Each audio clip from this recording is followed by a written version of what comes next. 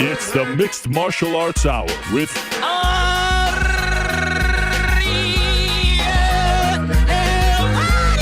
The Mixed Martial Arts Hour is back in your life on this Monday, May 9th, 2022. Hello again, everyone. I hope you're doing well. Unlike me, I hope you're not battling the allergies out there. I mean, golly, it just never ends. The sneezing, the this, the that, it never ends. But it's a beautiful time to be alive. We have so much to discuss on this Monday afternoon. It's a post-pay-per-view Monday, and we love these. You know, you get 13 or so, 12, 13 or so every year, and there's always a bit of a buzz in the air after a pay-per-view, a UFC pay-per-view. There's always a lot to discuss, a lot to chew on. This week, no different. A ton of MMA this past weekend.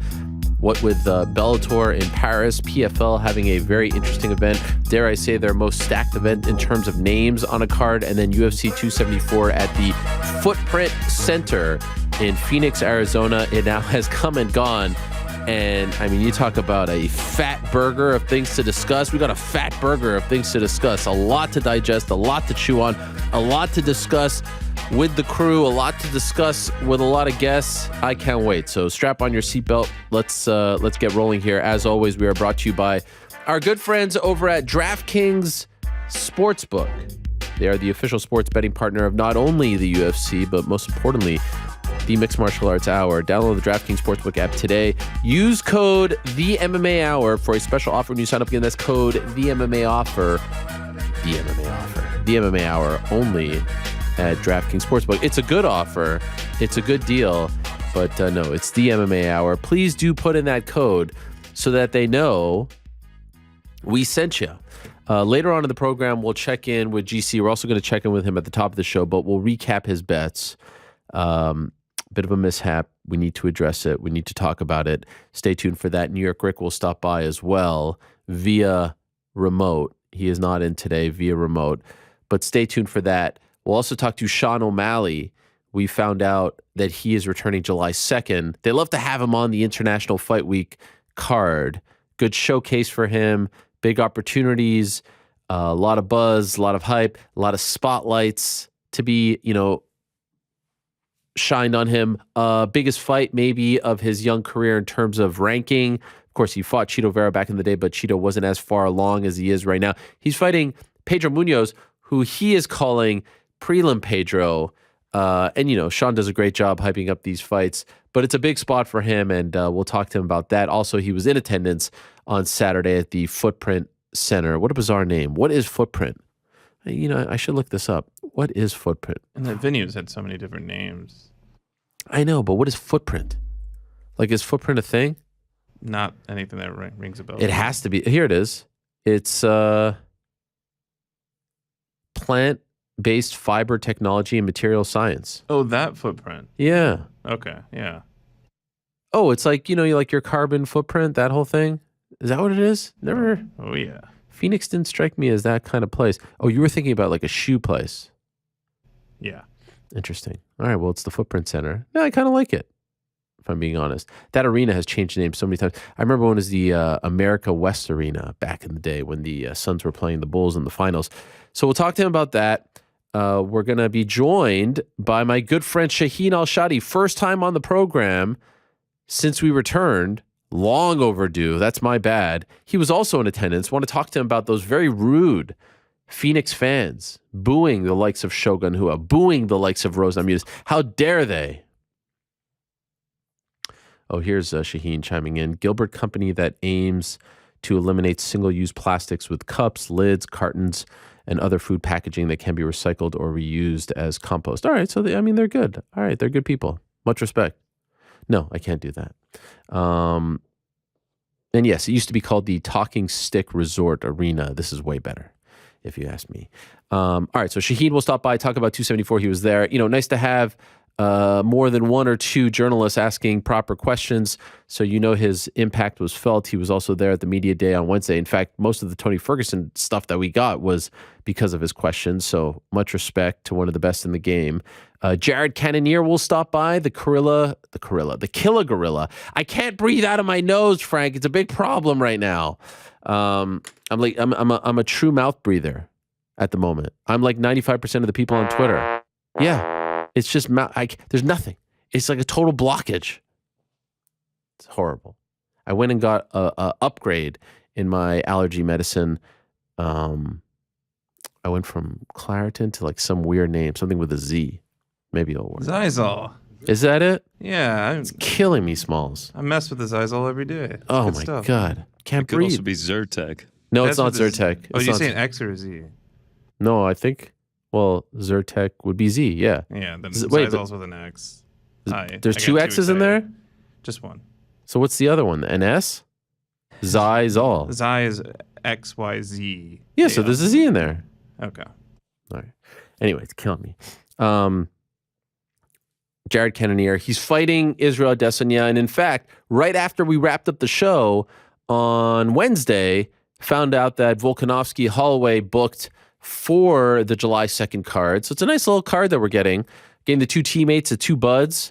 You get Volkanovski, you get Adesanya, you get Cannonier fighting for the belt for the first time. You get the trilogy, and you get Max Holloway fighting on the Ninth Island for the first time in quite some time as well. Actually, since the last time, the first fight that they had back in December of 2019, not to mention the other fights on the card as well. So we'll talk to Cannonier about that. He, too, was at the event, and there was a great clip of him sitting in the crowd, and you have Sterling, you have Meatball Molly, you have Patty the Batty, all very much, it appears, intoxicated, having a good time, and Jared Cannonier is just sitting there with his arms crossed. Anyway, we'll talk about all that. So that's at 2:25. 2 o'clock, Joe Lauzon's going to be on the card. Very sad. We find out just minutes before the card started on Saturday, Joe Lauzon, Donald Cerrone, one of the more anticipated fights on this card, gets canceled because Donald Cerrone suffered from food poisoning, which is probably my biggest fear in life. I hate food poisoning. I mean, does anyone enjoy food? No one. I mean, it's the worst. You're throwing up. You're doing. I mean, sometimes it's coming out both ways. It's a whole mess of a situation, if we're being honest. And you have to think it must have been really bad for Donald Cerrone to pull out of that card, right? It must have been horrible because we all know he's a gamer. He was ready to go. Must have been horrible. So we'll talk to Joe about finding out. Think about it. You're mentally ready to go to the arena. You've spent the whole week there. You're cutting the weight. You're doing all that stuff. You haven't fought in 2.5 years, and then they tell you, sorry, you're not fighting. And Carla Esparza is going to join us, the brand new UFC strawweight champion. So she's going to join us in about 25 minutes. I have a lot that I want to say off the top. Regarding this card. By now you know that Charles Oliveira won on Saturday. By now you know that he beat Justin Gaethje, that he submitted Justin Gaethje. You know that he is the leader in submissions. He has extended his record of submissions in the UFC. No one has submitted people more than Charles Oliveira. I believe it's 16 at this point, which is a rich thing as an aside, because he keeps on getting, people keep calling him a quitter, a coward, yet no one in the history of the UFC has made more people legitimately quit, tap, if you will, than Charles Oliveira. Yet for some reason, 11 straight wins, people are still calling him a quitter. Guy gets blasted every single time he fights. Guy gets almost, rocked, cut, whatever it is. On Saturday, it was rocked and cut, and he still finds a way to win. Not only win, he's not squeaking out decisions. He's freaking finishing people more often than not via submission. He's turned into one of the most exciting fighters in the sport. He's must-see TV now. In fact, you sometimes wonder, why isn't he more popular? Maybe it's because he doesn't speak English fluently, so he doesn't connect with the audience. He's got the look. He's got the fighting style. The guy is box office. He is, as my friend Stephen A. Smith likes to say. He's box office. He's box office. And you know by now that according to the UFC, he is no longer their UFC lightweight champion because on Friday, he weighed in a half a pound over the 155-pound weight limit. In case you forgot, in case you missed it, in case you need a recap, he shows up very much towards the end of the weigh-ins. I mean, there was not that much time left, 5 minutes, 10 minutes, something like that. He initially weighs in at 156. Then he strips down. He weighs in at 55.5. He then gets an hour to cut that 0.5 because for a title fight, you need to be on the dot or under, right? You can't be 0.1 over, 0.2 over, 0.3 over. Can't happen. So he weighs in 55.5 after the hour allowance. And as a result, he is stripped, essentially stripped on the spot. But what they said was, when the fight starts, he is stripped, but he's stripped on the spot, right? And so the belt was up for grabs for Gaethje. It was not up for grabs for him. This has never happened before in UFC history, as has been discussed over the last couple of days. We've seen in vacant title fights, one guy misses, the other guy makes it, so the belt's only up for grabs for him. We've seen in title fights where the challenger misses it, Travis Lutter, Anderson Silva, Robert Whittaker, Yoel Romero, challenger misses, so now it becomes a non-title fight. As weird as that is, like, why doesn't the champion get a chance to defend his title and it counts as one of his defenses? That's weird, especially considering what we saw on Saturday, where the belt was up for grabs for one guy. We've seen interim title fights where the belt is only up for grabs for one guy because the other guy missed. Holloway and Pettis back in the day in Toronto comes to mind. Romero against Rockhold comes to mind, even though Romero lost the fight. Romero beat Rockhold, but he missed weight, so he couldn't win the belt. We've also seen once in the history of Zuffa as a promotion where the champion misses weight, but then the fight is deemed a non-title fight. We saw that way back in the day over a decade ago. Paulo Filho versus Chael Sonnen 2 in WC in Hollywood, Florida.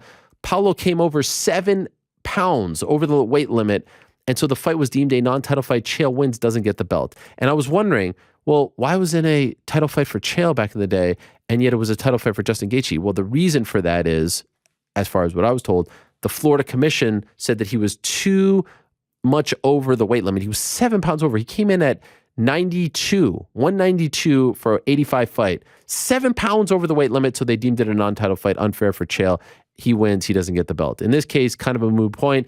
Gaethje loses, so he's not the champion, but now the title is vacant. And I've had a lot of time to think about this. In fact, I've been thinking about it since Friday. So what is that? Friday to Saturday, 24. Saturday to Sunday, 24, 48. So I've been thinking about this almost for like 72 hours at this point. And I feel very confident in saying that Charles Oliveira was screwed. Charles Oliveira is being screwed right now. Charles Oliveira is the lightweight champion of the UFC. There is no question in my mind. Now, you cannot deny for a second, if we want to talk like formalities, he's the best 55er on the planet right now. No one's going to deny that. I don't care if you think he was a pound over, a half a pound. He's the best lightweight on the planet right now. Active lightweight. Khabib isn't a part of the conversation. He is retired. He's the best active lightweight in the world right now. And I think it is absolute lunacy. I think it is crazy. I think it's one of the craziest things we've ever seen, that this guy shows up a half a pound over on a beam scale, not a digital scale, a beam scale, and there's no human error involved, and just on the spot, they're going to say, yeah, you're stripped. For a half a pound. We're not talking 2 pounds. We're not talking 3 pounds, 4 pounds, 5, 7 pounds. We're talking a half a pound over. Are you telling me in the history of the UFC this has never happened before? Of course it's happened before. If that fight this past weekend was happening in Las Vegas, Charles Oliveira is still the lightweight champion of the UFC. He never would have had to weigh in a second time, let alone a third time, let alone need the hour allowance. Because I've seen enough of those weigh-ins in Las Vegas. It's boom, boom. We all saw the clip. I reposted it. Not because I have an axe to grind with Khabib, because it was very noticeable. Khabib, Gaethje, that thing wasn't even settled. Boom, boom. Please go to the back and rehydrate. We've seen this time and again. And in case you're going to sit there and call out your boy DC, of course. And I've called him out to his face. In Buffalo, he didn't make the weight. He held on to the towel. GSP, Montreal, my other boy, he was over 170 and they rounded down. So time and again, people in championship fights have been over. If you think that your favorite champion fighter hasn't been over back in the day and they just kind of rounded down, you're fooling yourself. All of a sudden, Charles gets the bad luck, the misfortune of running into a stickler who's going to be like, nope, we're going to get this on the dot. We're going to get this on dot. And I'm not even talking about the conspiracy that the weight thingy was like the uncalibration and the scale and someone messed. I'm not even talking about that. I'm not even talking about that. But for a half a pound to be that big of a stickler where there is nothing that is going to happen in this fight on Saturday as a result of this half pound over, that is not a performance enhancer. The fact that he was stripped of the belt, to me, is absolutely criminal. It's a travesty. It's lunacy. Now, you want to fine him 20%? Great. You want to fine him 30%? Great. You want to even fine him 50%? Fine. Let him keep his belt, pay him as a champion, and you sure as hell need to pay him as a champion the next time he fights. Now, Dana White afterwards said he's getting his pay-per-view points. Great. He better freaking get his pay-per-view points the next time he fights, because I can assure you that's going to be a big fight. So the UFC has an opportunity to make this right. This is not a commission belt. This is not a sanctioning body belt. This is not anything but a UFC belt. They can do whatever they want with it. And oh, by the way, when Ally Quinta weighed in 0.2 over back at 223 when Holloway didn't make it to the scale for the Khabib fight, if you recall, Dana White on the record said, if he wins this fight, he's the champion. So explain to me what's the difference. Is it the 0.3? No, they can do whatever they want. It's their title. It's their belt. They could do whatever they want. So they could put their foot down here and say, it was 0.5. There might have been something that happened. There might have not been something that happened, but we don't think that this had any sort of impact on a title fight to where we need to take the belt. We're going to fine him. There'll be a punishment. He's going to get it, he's going to get in the pot, but he is still the champion of the UFC, and as a result, he will reap the benefits of being a champion in the UFC. They need to be able to rectify this. And I feel very strongly about it. And again, I'm not even going into the whole conspiracy stuff that I've heard from a lot of people in Phoenix that the scale was tinkered with, because you're going to obviously reply and say, well, that didn't affect anyone other than Charles and Norma Dumont. Well, maybe they got unlucky. Maybe other people thought they were 55 and they came in at 55 and a half. But I'm not even getting into that. But let me ask you all of this, because at the post-fight press conference, Dana White said what? He said that they are now going to have a security guard watching the scale from here on out. He said that. He said it. Go back and look. Let me ask you something. If nothing shady happened, why are they hiring a security guard to check on the scale, to be by the scale side? If nothing happened, if nothing, unscrupulous, whatever you want to say, happened, why do they need that guy in the future? Is it because something happened? Is it because he got, the raw in the deal and he happened to come in at 55 for a title fight and he's now at 55 and a half? 55 and a half on a beam scale? Are you kidding me? Have you ever been on one of those? It's hard enough to get it on the dot that you're trying to get to, like 55, let alone 55 and a half. That thing's fluctuating all the time. It's almost impossible for the thing to settle. Make it right. The guy's the champ. It was 0.5 pounds. I can't believe I'm sitting here watching people on Twitter being like, you got to be a professional. People who have never even attempted to do what these men and women do. Come on. And I'm not trying to say to keep, don't move the line of scrimmage all over the place. Of course, there has to be a line drawn somewhere. But for the drastic, it's a big difference between Norma Dumont having to pay 20% in a prelim fight, and then she just goes along her way, as opposed to Charles Oliveira losing the belt. Are you kidding me? Losing the belt that he fought so hard to get to, that he's won 11 fights in a row now for. The guy comes from the favelas, and he's worked and clawed his way up. Everyone's calling him a coward, a quitter, and they're going to strip him of the belt because of 0.5 pounds. Like, what are we doing here? What are we doing here?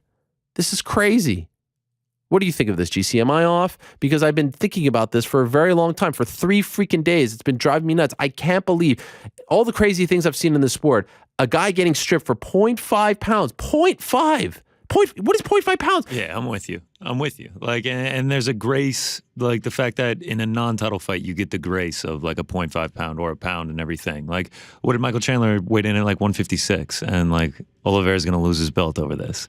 Like, I think it's almost insulting that it's only a half pound. It blows my, again, 1, 2, 3, 4. I get it. If it's a travesty, I get it. Like, if it's that egregious, I get it. And I get the fact that the dude, look, he happened to run into a guy who was taking his job very seriously. But the way this sport has gone, you can't tell me that's the same weigh-in for Charles Oliveira that Khabib had in Abu Dhabi. You can't tell me it's the same weigh-in that we see every weekend in Las Vegas. Go watch the dude in Las Vegas every week. It's boom, boom. Go watch. I love Mark Ratner. I love him to death. He is a legend. He's a Hall of Famer. Watch the way he mans the scale. It's boom, boom. And you know what? I'd actually prefer that. Don't let these men and women kill themselves before a fight. Boom, boom. Yeah, you're close enough, ballpark, move along the way. And that's one thing for a prelim. For a title fight, you're going to strip the guy of the belt? Come on. And by the way, it ain't a Arizona commission belt. It ain't a WBC belt. It ain't a WBO belt. It's a UFC title, and you've already said on the record with another guy in a title fight who was over that you would deem him champion if he won. What's the difference this time?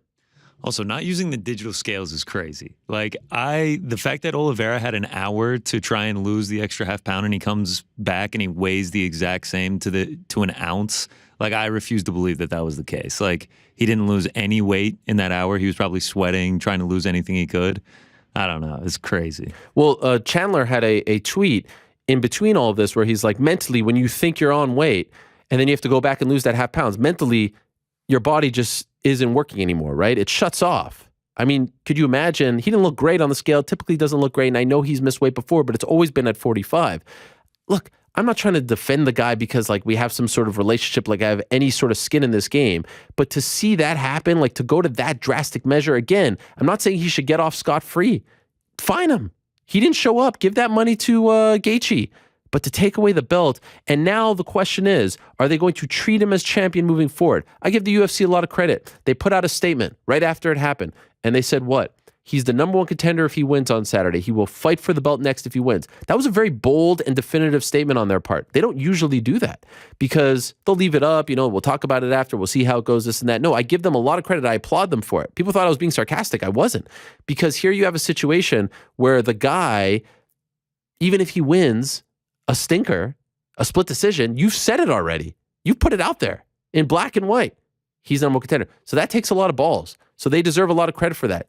In the end, it was fine because he won definitively, and who doesn't want to see him in a title fight, either against Islam next, either against, I don't know, freaking Chandler next, run it back with anyone. Conor, he's talking about. So give him a lot of credit. But are you going to treat him as champion? Because ultimately, that's what this is all about, right? Okay, he doesn't get to parade around town with the belt. He's the king without a crown. He's the uncrowned champ, whatever you want to call him. It almost makes him a little more badass. He was wronged by the system. It's fine. What I want to know and what I want assurance of is, are they going to treat him as champion? Is he going to fight on champion pay the next time he fights? Is he going to get his pay-per-view money? If all this is a yes, then I will stand down and I will shut up. But if we're going to go, hey, you didn't make the weight, we're taking your belt, and now you're going back to contender money, I have a real problem with that. I have a real problem with that. That some dude in a freaking collared shirt from Arizona is going to be like, no, you were half a pound over. No, it doesn't work that way. It's not right. I have a real problem with that. Tremendous win. And I'm at fault. I have a bone to pick with York Ric later. He bullied me into taking Gaethje and all that. I didn't feel... I've been on the Oliveira train for quite some time. There's records of it. Me too. We're all victims here. I mean, I just feel like we were bullied. It was pressure. It was just not right. It was not right, and I'll never do it again. But, of course we all thought the mental anguish, the physical anguish that he went through. Afterwards, he's realizing, wait a second, I lost the belt? Then he shows up to the ceremonial weigh-ins, and he's a freaking boss up there. He's mad. And I was like, is he going to be too emotional? He gets Gaethje off his game. Right? What have we been saying about Gaethje for the past couple of years? He's measured now. He's patient now. He takes his time now. Well, that's been the thing. And what does he do? He gets him into a firefight. He's bleeding. And then he somehow beats him. The guy who called him a quitter a couple of days ago, he's now submitting him. And again, the irony of calling Charles Oliveira, who has the record for most submissions in the UFC, a quitter. I mean, just think about that. Think about how dumb everyone sounds when you keep talking about him being a quitter. No one respects him. Now you got Chandler saying he's going to beat him in 2 rounds. They just fought. They just fought a year ago, and he beat him. Can we respect the guy for at least 3 days? It's crazy. He deserves a fight in Brazil where I know 1,000% they're not going to be sticklers about 0.5. They're going to treat him as a champ, a legend. Give him the respect that he deserves, the shine that he deserves, the hometown hero welcome that he deserves. It's a great fight. It was a tremendous fight. It just felt weird that they didn't put the belt around his waist. For a 0.5, what is 0.5? This is probably more than 0.5 if I put this on a scale, right? What do you think 0.5 is? I don't even know. A mass? 8 ounces. What's that? 8 ounces. Makes it even sound worse. Is this pencil 0.5? What are we talking about here?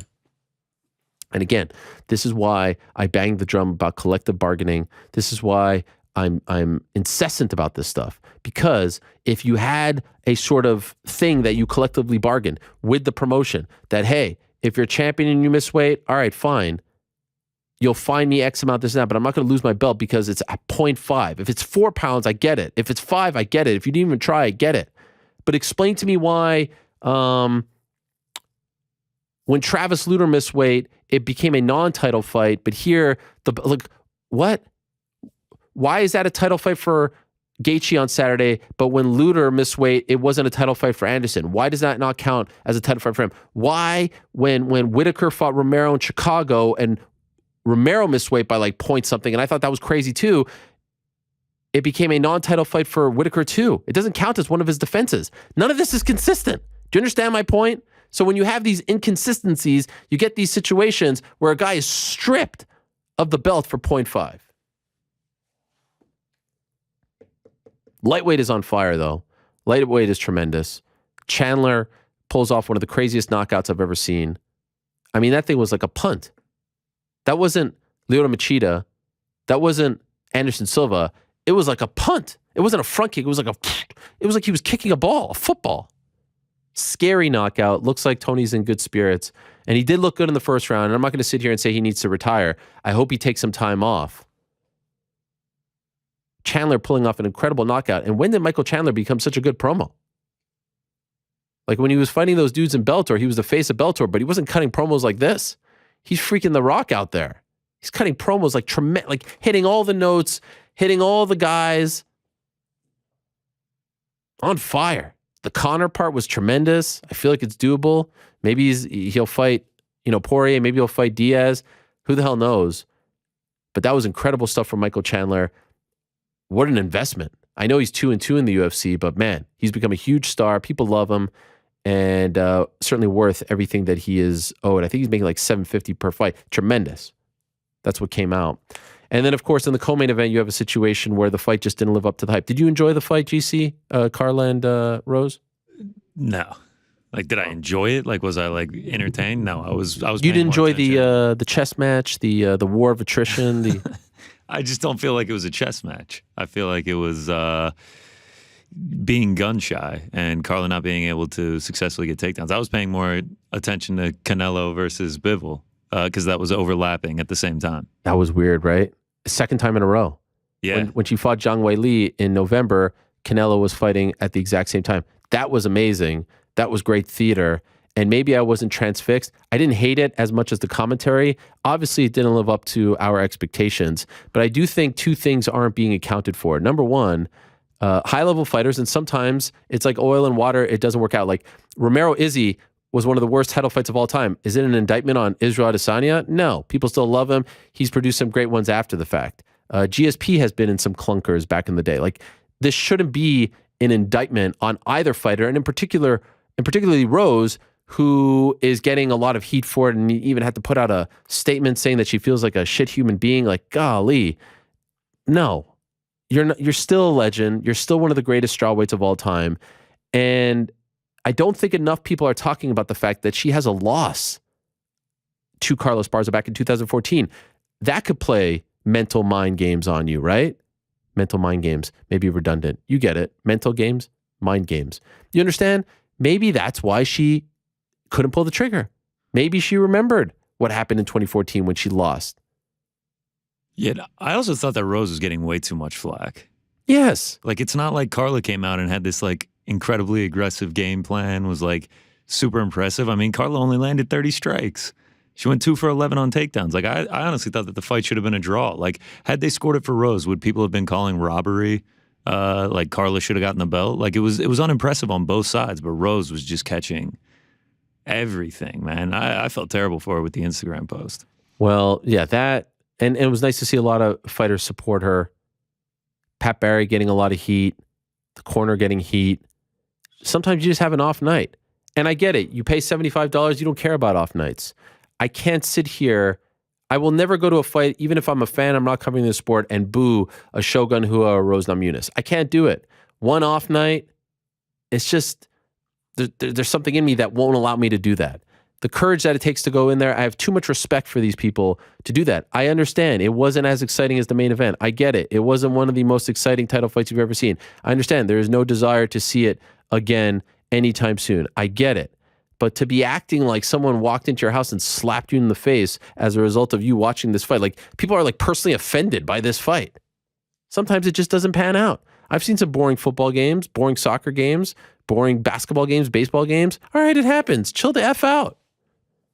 I don't think anyone went in there trying not to win. I don't think anyone went in there sometimes, like I've seen a lot of boxing matches where they just can't get off, where they're not throwing the punches.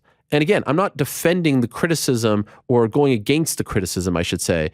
And I'm not saying it was off base. I just feel like it went a little too far. Even the commentary, God bless. Love Anik, love DC, obviously, love Rogan, but it was like on and on and on.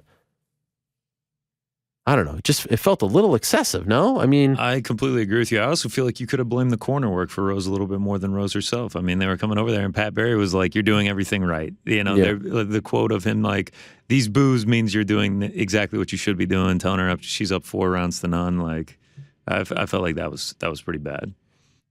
She clearly had a very specific game plan against someone who beat her back in the day. And she didn't stray from it. And this is going to be something that she will, you know, kick herself about for quite some time because she didn't stray from it. She was on a roll. A year ago, she knocked out Zhang Wei Li with one of the best, you know, head kicks that we've ever seen. One of the best knockouts of 2021. And you hope for someone like Rose, who, you know, the mental side of the game has affected her greatly over the years. She's been very open about that. And I think that's partially why people love her so much and are so loyal to her, is because she's open about this. You hope that it doesn't, this backlash, if you will, which is crazy to me, you know, you hope that it doesn't affect her, that it doesn't preclude her from wanting to get back in there. Sometimes I see, like, I saw Gaethje post something on social after the fight about, hey, Charles, you know, it happens and congrats. And then you see people being like, criticizing him for his submission defense and criticizing him that he's now 0-2 and making fun. I'm like, man, what kind of human being goes on Twitter? And it's one thing to just tweet it out, but to actually go to the fighter and tell them how you feel about them in a moment that we can never even compare to. Like, the highs in the sport are tremendous. I would argue the lows are even lower than the highs. Like, that feeling, do you understand? I understand what I just said makes no sense. Obviously, the lows are lower than the highs, but the high, it's almost like you get these great moments, but then you have these lows, and from what the fighters have told me, like here's what I should say: the lows affect you more than the highs do. That's what I've always heard. And so imagine how Gaethje feels. Imagine how Rose feels. Imagine how Ferguson feels. It's a tough thing to witness because we know that these are tremendous fighters. They are the best of the best. And it's unfortunate because Carla's story is a great one. There was a point where Carla lost twice in a row, where people were writing her off, where she was winning, losing. Now she's won 6 in a row. And she's beating top talent. Yan Xiaonan. Marina Rodriguez has a win over her. People forget that. Michelle Watterson, Alexa Grasso, the great Virna Jandiroba.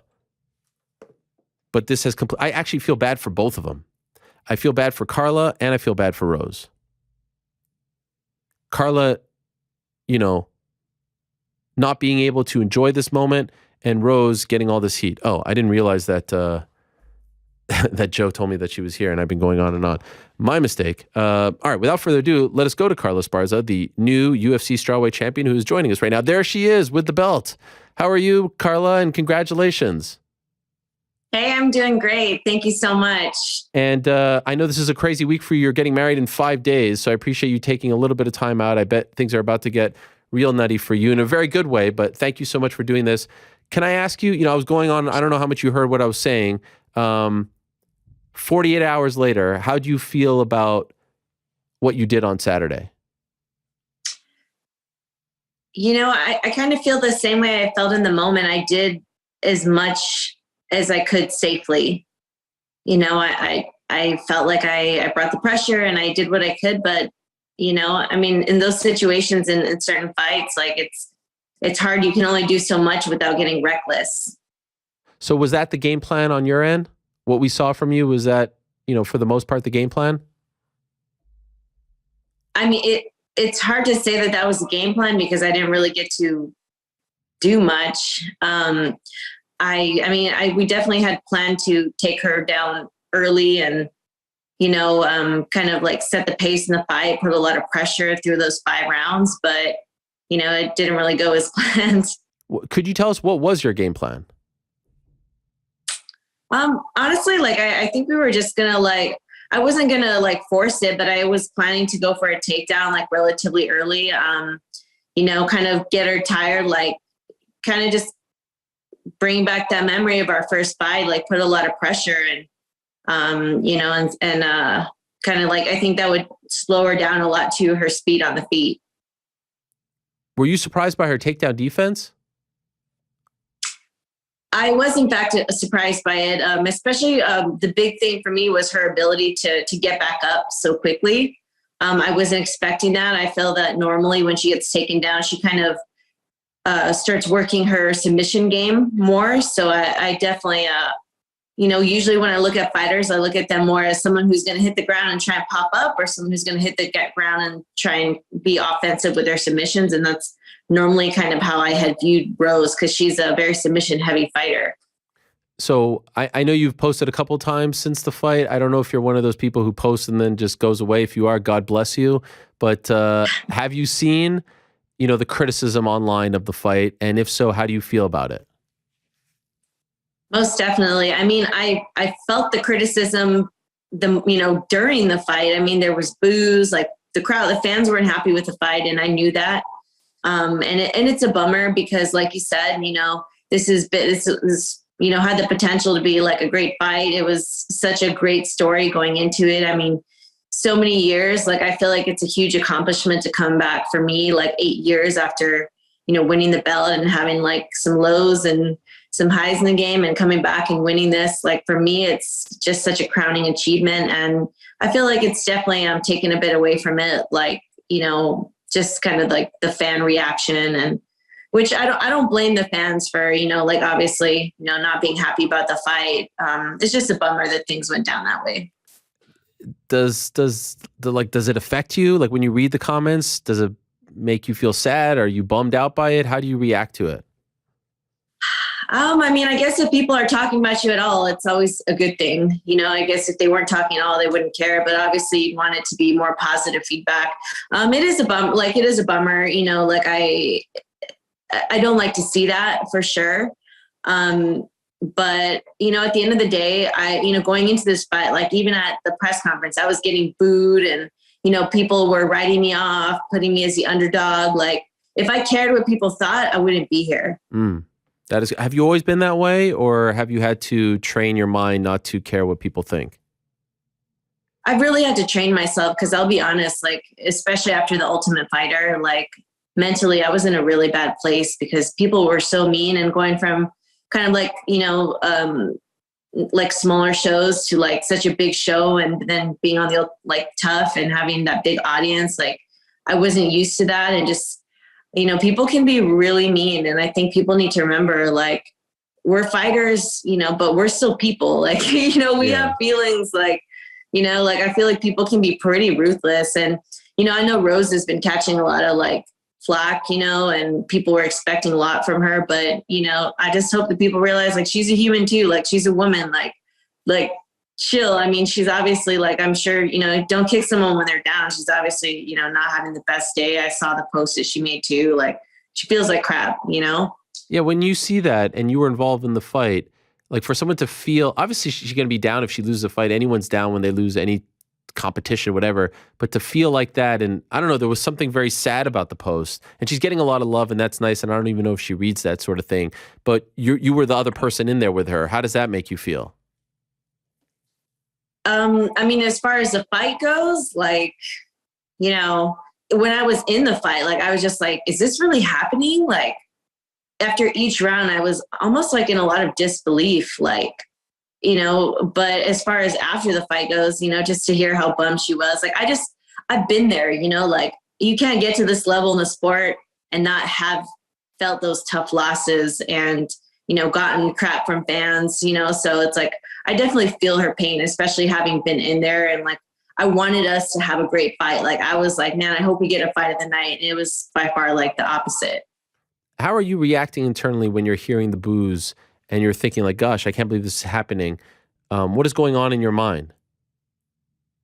Kind of like what goes on in my mind when I walk out, like, I'm just super focused. I'm not really like thinking too much about that. I think, to be honest, like a more like inexperienced fighter, more green fighter might let the boos of the crowd, make them get emotional and maybe make some stupid decisions and get wild. And the opposite, sometimes like the cheers can get you like pumped, but I think as a veteran, you just gotta like fight your fight and, not let the crowd really like affect what the smart move to make is. Have you rewatched the fight? I have. I rewatched the fight last night. What did you think of the commentary? To be honest, I felt that the commentary, especially early on in the fight, it was a combination of a little bit of bias on the side for Rose, but I also felt like they were being kind of real on a lot of notes about just the fight in general, like just kind of talking crap on it. Like it sucks to hear, but I mean, like I kind of knew that that's what people were thinking like during the fight. But yeah, I mean, I definitely feel like there's, their commentators can tend to be one-sided sometimes. And I felt that was somewhat the case, especially earlier on in the fight. So when you're in that fight, we saw a few times they go to the corners.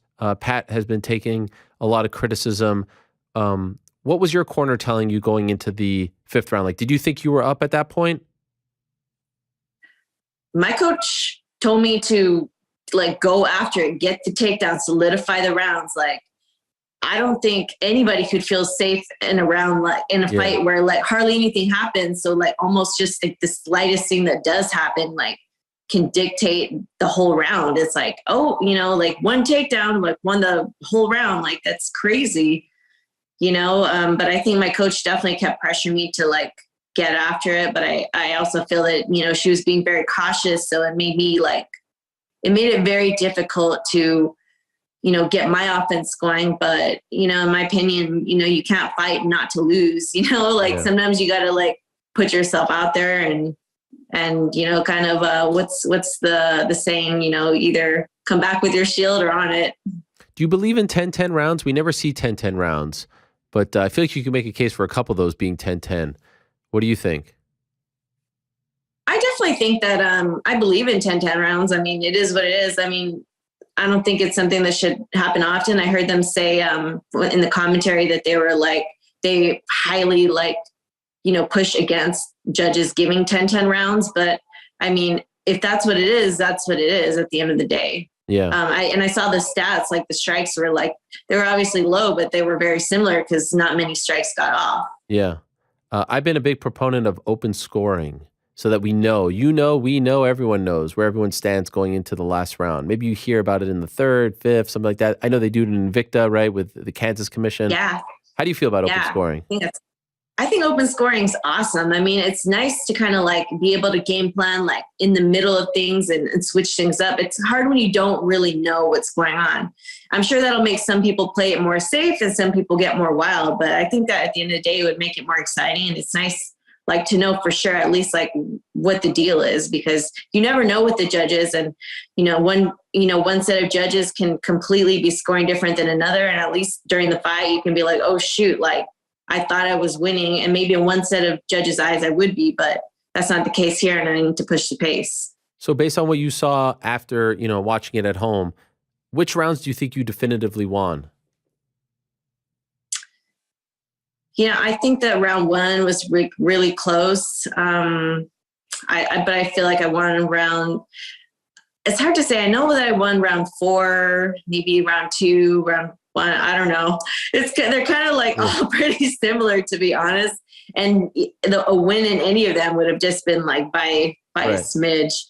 Wait, so can I ask? I mean, I could have said like I won 4 of the rounds, right? And then maybe she took the 5th by just getting me down. Like it's hard to say. So could I ask you bluntly? Do you not think you won? I totally agree with the decision, and I felt that I won. in my opinion, and what I've seen over the years is even if not a lot happens, the person that's pushing the pace and going for more and being the aggressor and holding the center of the octagon and having that cage control is going to get the edge. And I felt that was definitely me. What do you think of, I don't know if you've thought of this, like reasons as to why she fought that way?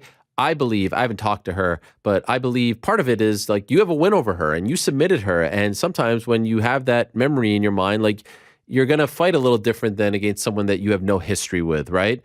Do you think the result of 8 years ago, even though you can make a very strong case that she has improved tremendously since then, she's a vastly different fighter, she's evolved tremendously, but the fact that you have a submission win over her 8 years ago, that memory precluded her from really going forward and being aggressive like she was maybe against Zhang Weili because of that memory and because of that finish? I guess I totally agree with that. I definitely feel that she lost the fight to herself. I think she went in there and, you know, she fought, I don't want to say with like fear, but, you know, she was worried about the takedown and like very like focused on that and didn't fight her game and didn't, you know, let off as much as she could have. So I definitely feel like it was a lot of a mental thing. And, you know, like she's beat the best of the best, you know, she's fought like high level opponents, but she hasn't really fought a lot of wrestlers, you know, to get where she is, you know, and she's fought a lot of people, like she hasn't fought a lot of people like me, and I've fought a lot of people like her. So I feel like I was probably more comfortable like fighting someone her style, and she wasn't as comfortable fighting someone my style. Since you watched the broadcast, what did you think of her corner work? You know, it's hard to judge, but, you know, like I said, you know, maybe in their heads, you know, in some judges' eyes, maybe they could have felt that they were getting the advantage. You know, not in my opinion, but, you know, it's like you said, it's hard when, like, it's easy if you have open scoring and you know what's happening. Yeah. But I think maybe they kind of were maybe they worked a lot on this takedown defense and she was having success with the defense. So they were like, you're doing good. Like you're doing what we trained. I don't know. But in my head, you know, you can't win a fight by defending. Like, oh, I defended that shot. I defended that punch. Like you gotta go after it more. And I feel like that was a little bit, should have been more emphasized by her corner and, you know, and going into the next rounds. By the way, what is, I don't know, like, have you talked to her after the fact? What is your relationship like with her? You were on the show together, same manager, right? It's a small-ish community. How would you describe your relationship with her? You know, like before the show, like I had hung out with her, like, you know, with her manager, like out of town a couple times, like for fights. And, you know, on the show, we were definitely cool. Like after we fought initially, I think we actually did message a couple times, you know, here and there. And whenever I see her and Pat, you know, I'm always like chatting with them. I'm always rooting for Rose. You know, I think she's a great person. I like her. We don't really have like much of a friendship, I would say. We're not like getting our nails done together, but you know, I really like her and Pat, and they've always, you know, been really cool to me. I don't know how it's going to be now because I feel like there could be some bitterness on their end, and, you know, I felt, you know, maybe it'll change in the future, but I definitely feel that they weren't happy, you know, with the decision and, you know, with the way things went. And, you know, it's not easy to lose a belt, you know, there's a lot of emotions that go into it. So it's hard to say. I've definitely lost, you know, a friend in the past because it was a similar situation. The first fight, the second fight couldn't be more different, and so much has happened since then. Can you describe the emotions you feel like on the Monday after this title victory? By the way, you made history as well. Longest time between, you know, title victories in the UFC. We talked about that last week. So congratulations on that as well. You're forever in the history books, and it's going to be really tough for someone to break that record. But can you describe the feelings between that feeling on that Monday in December of 2014 to this Monday in 2022? Yeah. The first time I won the belt, it was just such this huge relief and like made history. Like I felt that when I got that finish, it really just felt so real. It's like I made this statement with the finish that I got in the fight that we had, I felt so good about that, that win and just everything about it. And, after winning the belt this time, like, it is still like, I'm on a high, like this is, the accomplishment of a lifetime, but it is a little bittersweet because of the way the fight went and because of the way that the fans did react and have been reacting. Yeah. It's a crazy thing. This sport is crazy. And I remember talking to you after the Claudia Gadelha fight. You were very upset after that one. And then, of course, there was the Tatiana Suarez fight afterwards. If we would have talked after, say, Suarez, which we didn't at the time, but that's 2 in a row now, and you seemed far away from the title picture, would you have believed at some point in the future you'd be back here with the belt by your side, or did you lose hope at any point? Losing the way I lost to Claudia, it was a controversial split decision. But when I lost to Tatiana, and it was definitely a devastating loss, to lose in that way at my own game. That was a hard pill to swallow. And I mean, I could say at that moment, maybe I had lost hope in potentially ever fighting for the title again. It took a lot of work and changes to happen, and just trusting that process and following the steps over time. As time went on, I was like, okay, maybe this can. I garnered more hope because the things that I was doing were giving me success. And Tatiana's been injured for almost 3 years. That goes to show that anything can happen in this game. It doesn't matter. Styles make fights. Sometimes someone can beat you. Sometimes, just stars can align. Someone who you've lost can get beat by someone that you can beat. And just the way things work out, I think just you have to keep the mindset open. It's never give up. It's like in a fight, you can be losing 14 minutes of that fight, but if you don't give up, you can come back and knock someone out or something. It's that mentality, I think, that can, bring you success. And I think that's brought me success. Yeah, Tatiana may go down as one of the greatest what ifs in MMA history because she has just sort of disappeared now and has had some bad luck. Her and Zabit, maybe. I'm sure you'd love to see that fight materialize again, right? To run that one back? With Tatiana? Yeah. I mean, she's going to 125 now. So, I mean, I don't think that even, if she made a comeback, I don't think that would happen again. Yeah. But I mean, it's always nice to get the opportunity to avenge a loss. Everyone most people I've lost to are either retired or not with the UFC anymore, except for Joanna and Tatiana. So, it's always good to get the opportunity. And I feel that I've come such a far way since I fought both of them. So it would be nice to avenge a loss, but whoever I fight. It's that was the rematch. The rematch with Rose was my first ever rematch. So. Yeah. Well, what a crazy situation we're in because in a month, your old friend Joanna is fighting Zhang Wei Li, and we might be back in 2015 all over again. She beats Zhang. My gosh, right? Isn't that crazy? Who would have ever thought you guys fighting each other again for the belt in 2022 or 2023, whenever it happens? Are you hoping for that? Would that be the perfect scenario for you because of how you felt about rushing into the title fight and how that fight went?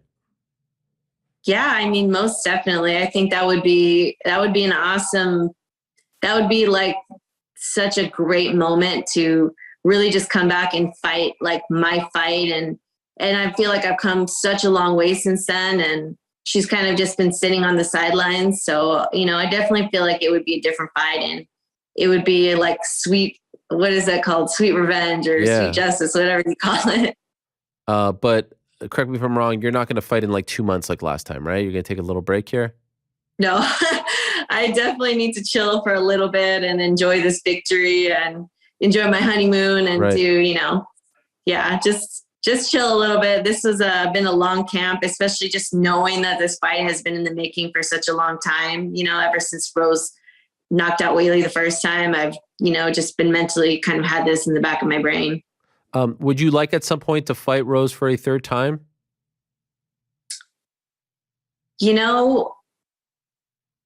I don't know, to be honest. I feel like that's a chapter that I'm kind of settled with. But I mean, if they wanted to make the rematch, I'd be down for it at some point or whenever.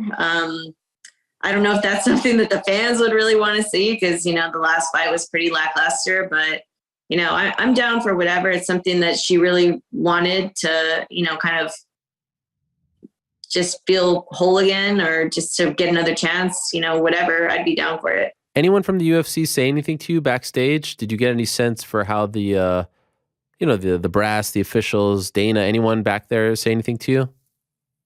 Yeah, definitely. Everyone, just a lot of congratulations. I mean, I've been in this, with the UFC for so long that like you make a lot of friends and people like, they cheer for you and they hope for you and they're happy for you when you succeed. And Dana actually came up to me and congratulated me on my wedding this week too. Oh, wow. That's nice. And so the belt is going to walk down the aisle with you? Yeah, the belt's coming down the aisle with me as my something new. Wow, that is wild. And the wedding is on Saturday. Wedding Saturday, correct. And how do you shut off the fight brain and now get into like wedding bride brain? When does that happen? I mean, I'll let you know. Yeah.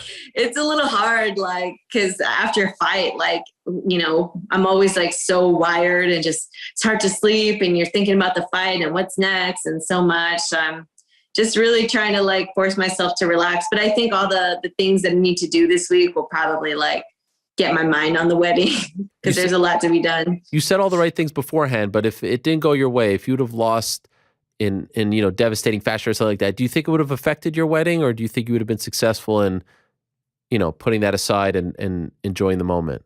What do you think?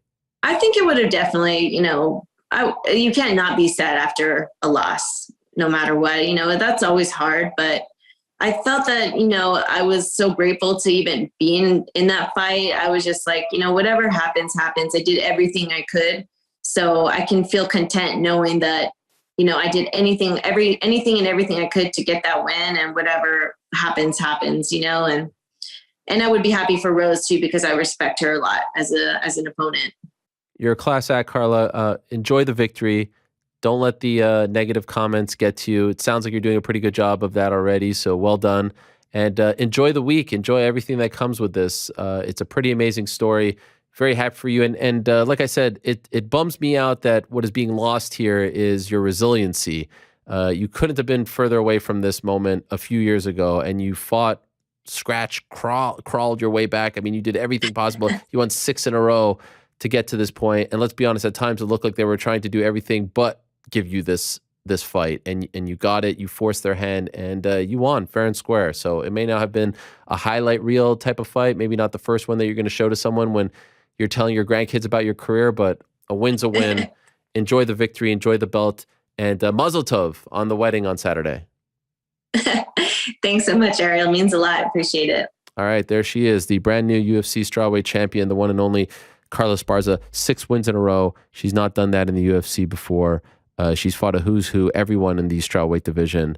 And that should really be the story on this Monday. Trust me, I get it. I understand that people might not feel like there is more vitriol being spewed towards Carla and Rose for this fight than when someone, tests positive after a big win for steroids, I feel like. It's crazy.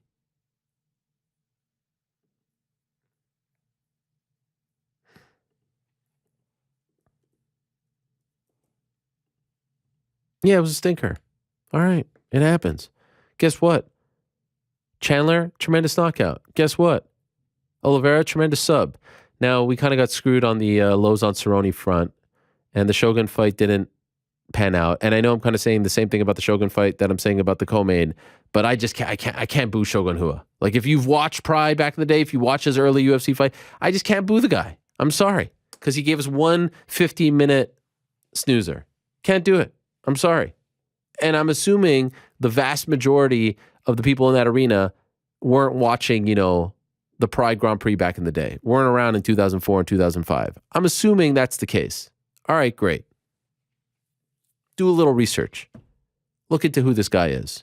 Look at what he's done for the sport. Look at what he's sacrificed. Look at what his body has been through. Come on.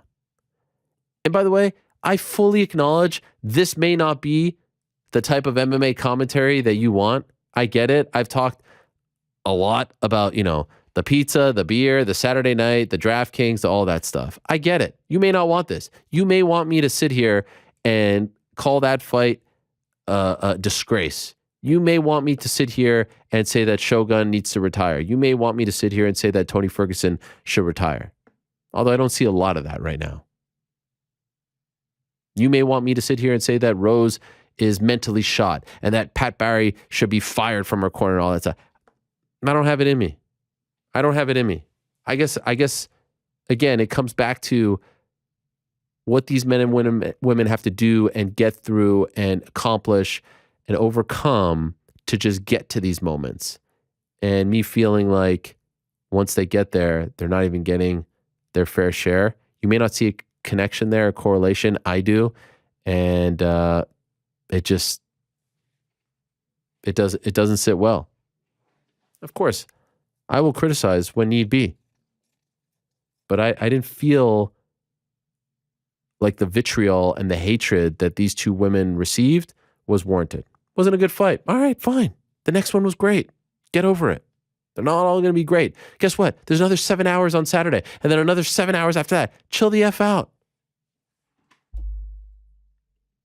Did I ask you about this, GC? Ask me about what? Like, am I being a snowflake here? About the fight?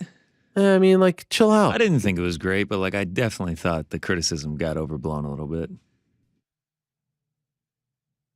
Frank, what do you think? I think we have the next guest ready to go. You didn't even watch it. I was working. What were you doing? I was working. DJing. Was not DJing. I was engineering. Anyway, we have Joe ready to go. We do? All right. Yes. I kind of like this.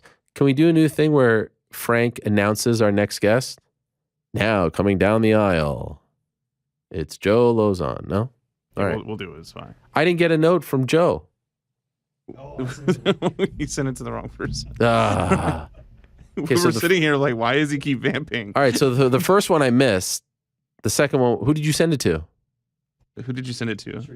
Srinivas. Wow. Okay, well, at least Srinivas knows that. By the way, we decided his new nickname is Sloppy Joe. It's not a bad nickname. He's approved it.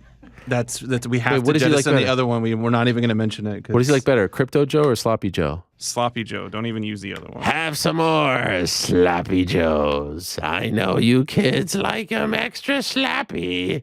Lady, you're starting to scare us. I wonder if Joe Lauzon knows the reference. Do you know the reference, Joe? Adam Sandler song, right? Close. No, I don't know though. That's the only Sloppy Joe No. song I know. Sloppy Joe, Sloppy Joes. That's the song. That's Billy Madison. Yeah. Oh, What I quoted was Billy Madison. okay. You never All seen right, so Billy close. Madison?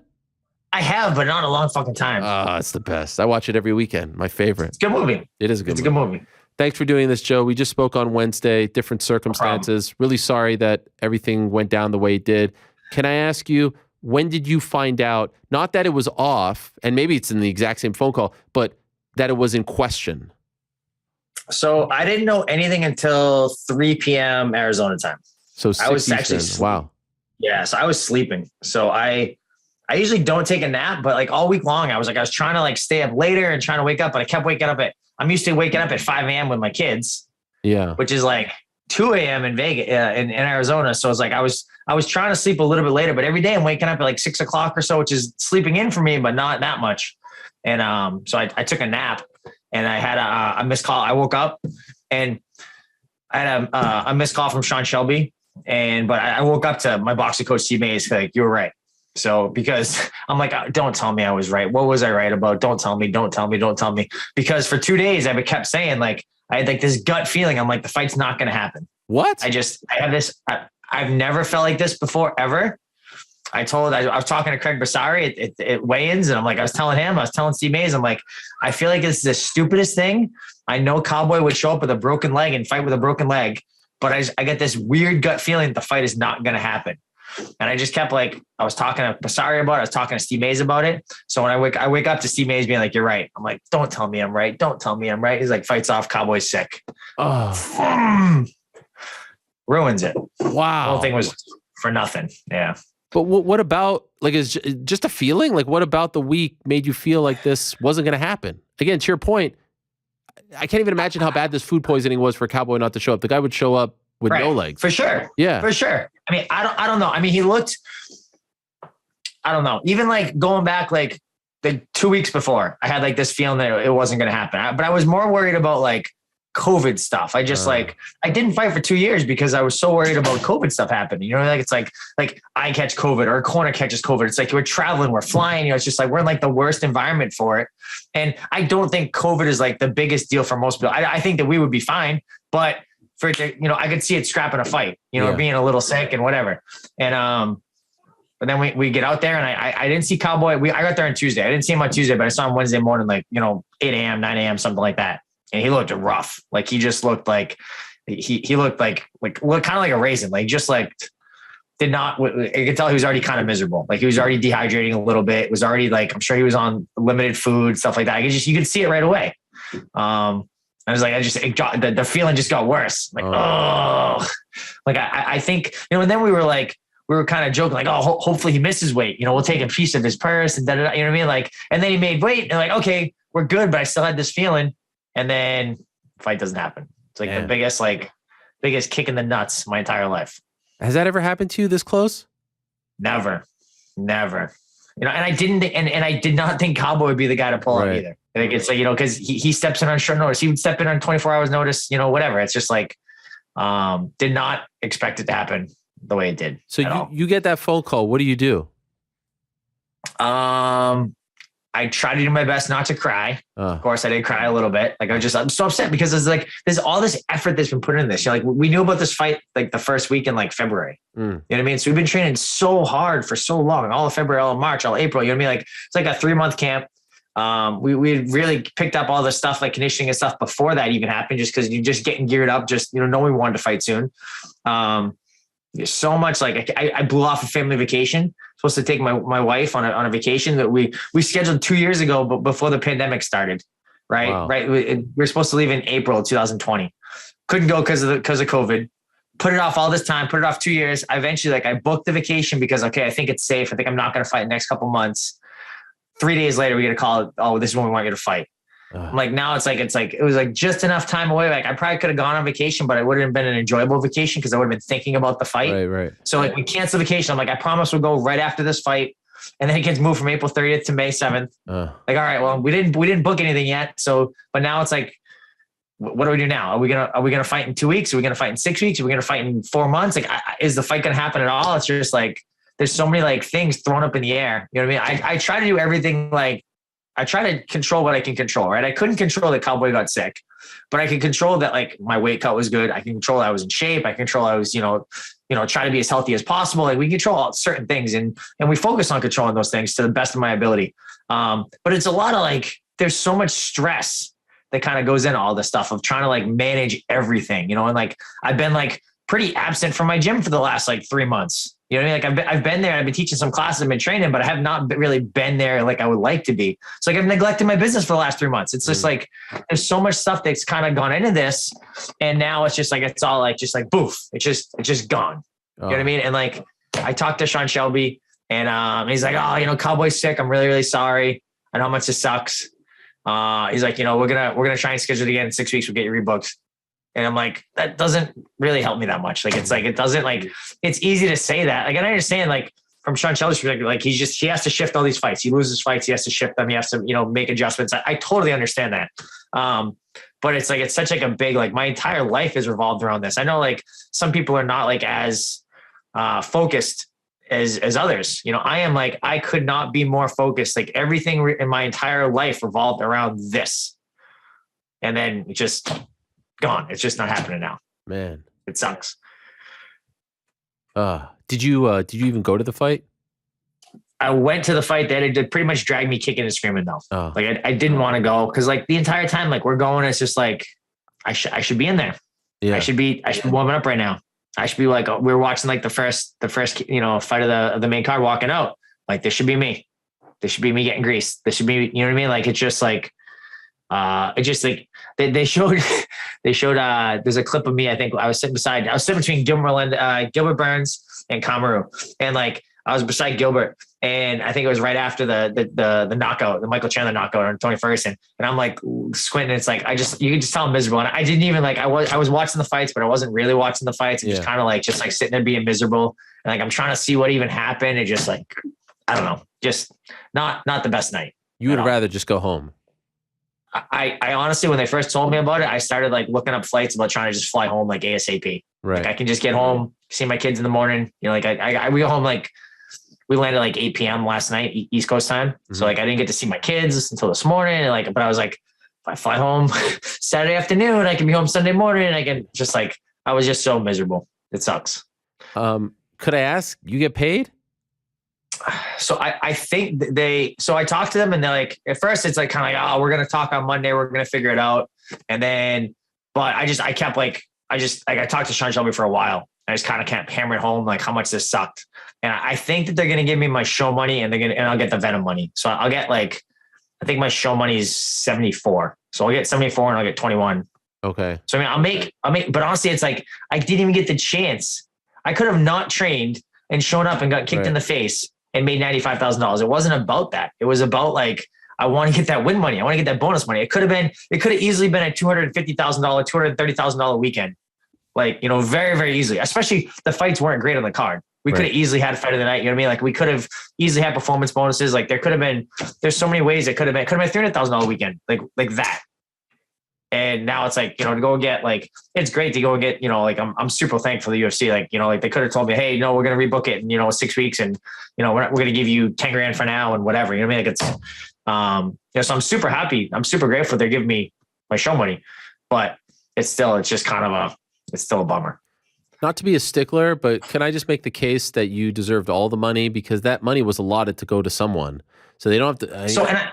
You know what I mean? I think that's still possibly in the air. Like nothing is set in stone. They haven't wired anything to me yet. I'm still going to talk to them. I know they were meeting today, so I will talk to them after. I'm definitely going to make a case that like Cowboy's money. I don't know what's going on, but Cowboy did not make weight. I hope he gets something. But he's the reason that the fight didn't happen. So like, don't give him the full amount, but give me my win money. Yeah. You know, one of you was going to get that, right? Like the fight, like no one returned their tickets because it was too late. The card was about to start. It's not like they lost any money off this fight falling through.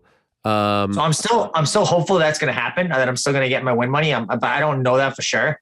I'm going to reach out to them today and try and, you know, figure out what's going on. But I want to give them a chance. It's weird because East Coast, we're 3 hours ahead. Yeah. It's like 11 a.m. there. They're probably meeting early afternoon or whatever.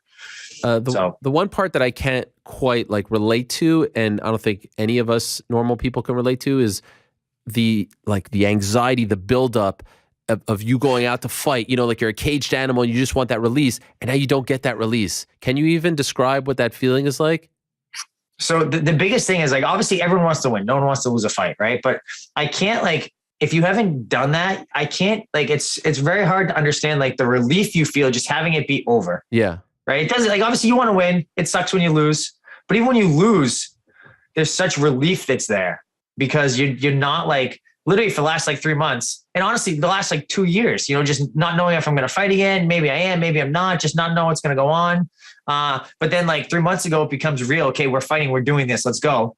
And then now it's like, okay, we have like this buildup. It's like this slow, like build up. You know, we make weight, he makes weight, the fights, it's looking good. Everything's looking great. We have like, we worked out on Friday after the weigh-ins, we worked out Saturday morning. You know, the day of the fight, you know, took a nap, we had our coaches meeting, did everything. Like we're just, and all I keep telling myself is 8 o'clock tonight, it's all over. 8 o'clock tonight, it's all over.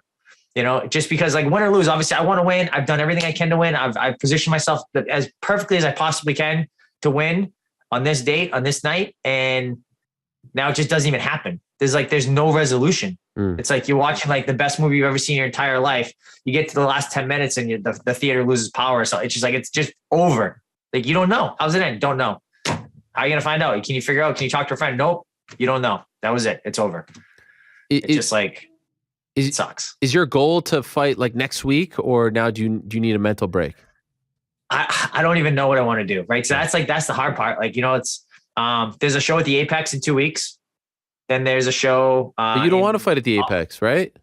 I don't, but at this point I want to fucking fight. Yeah. Like I've done all this work, you know what I mean? Like, you don't want to go to Singapore, right? I'm not going to Singapore. Right. You know, but like there's a show in 2 weeks at the Apex, and then there's a show in 6 weeks in Austin, Texas. Right. I know I talked to Cowboy though, because again, it's weird too, because like we're not like I'm texting with Cowboy. Like I text him and say, how you doing? He said he's doing better. You know, it's whatever. So I just asked him, like, I don't have to talk to Sean Shelby. Right. See, what did Cowboy say? What do we think about this? Like, I'm just going to text Donald. I'm going to go right to him. Hey, what are you thinking? What's, they're talking about rebooking us, in Austin in 6 weeks. Is that something you want to do? Something you don't want to do? And he's like, oh, I'm doing a movie from, I think it's like, he's got to be in Thailand from like May 27th to like the day after that, like June 20th or something like that. So it's like, so that, he's going to check and see how that works. Maybe he could train in Thailand for that and train out there. But that sucks too, because now you're doing a movie and you're trying to train on the side. And just how does that? It's just that's not ideal either. And it's 6 more weeks of conditioning, 6 more weeks of everything, which sucks. 2 weeks. I mean, that would be nice, but how is that going to be? If I had food poisoning, I would not want to fight in 2 weeks. Right. I mean, I'm sure he feels much better right now, but and then. How is he going to be? Like, I'm sure he's not being super strict on his diet right now. If he had food poisoning, he's trying to do whatever he can to get everything back in. Are you ready to try and kill yourself to make 55 again in 2 more weeks? Like, I had an easy cut. I'm not looking forward to making 55 in 2 weeks. I'm also not looking forward to fighting him at a heavier weight because he's so big. I feel like his days of 55 are over. I thought he was going to have a hard time making 55 and he was there. And I've talked to some people, I talked to, some of his guys that were with him and they said that his cut actually was not that bad. He looked rough, but it actually wasn't that bad. So I don't know, like, is this going to happen again? You know what I mean? Like, I'm sure he ate something that it didn't agree with his stomach, right? That's why he's throwing up. I totally get that.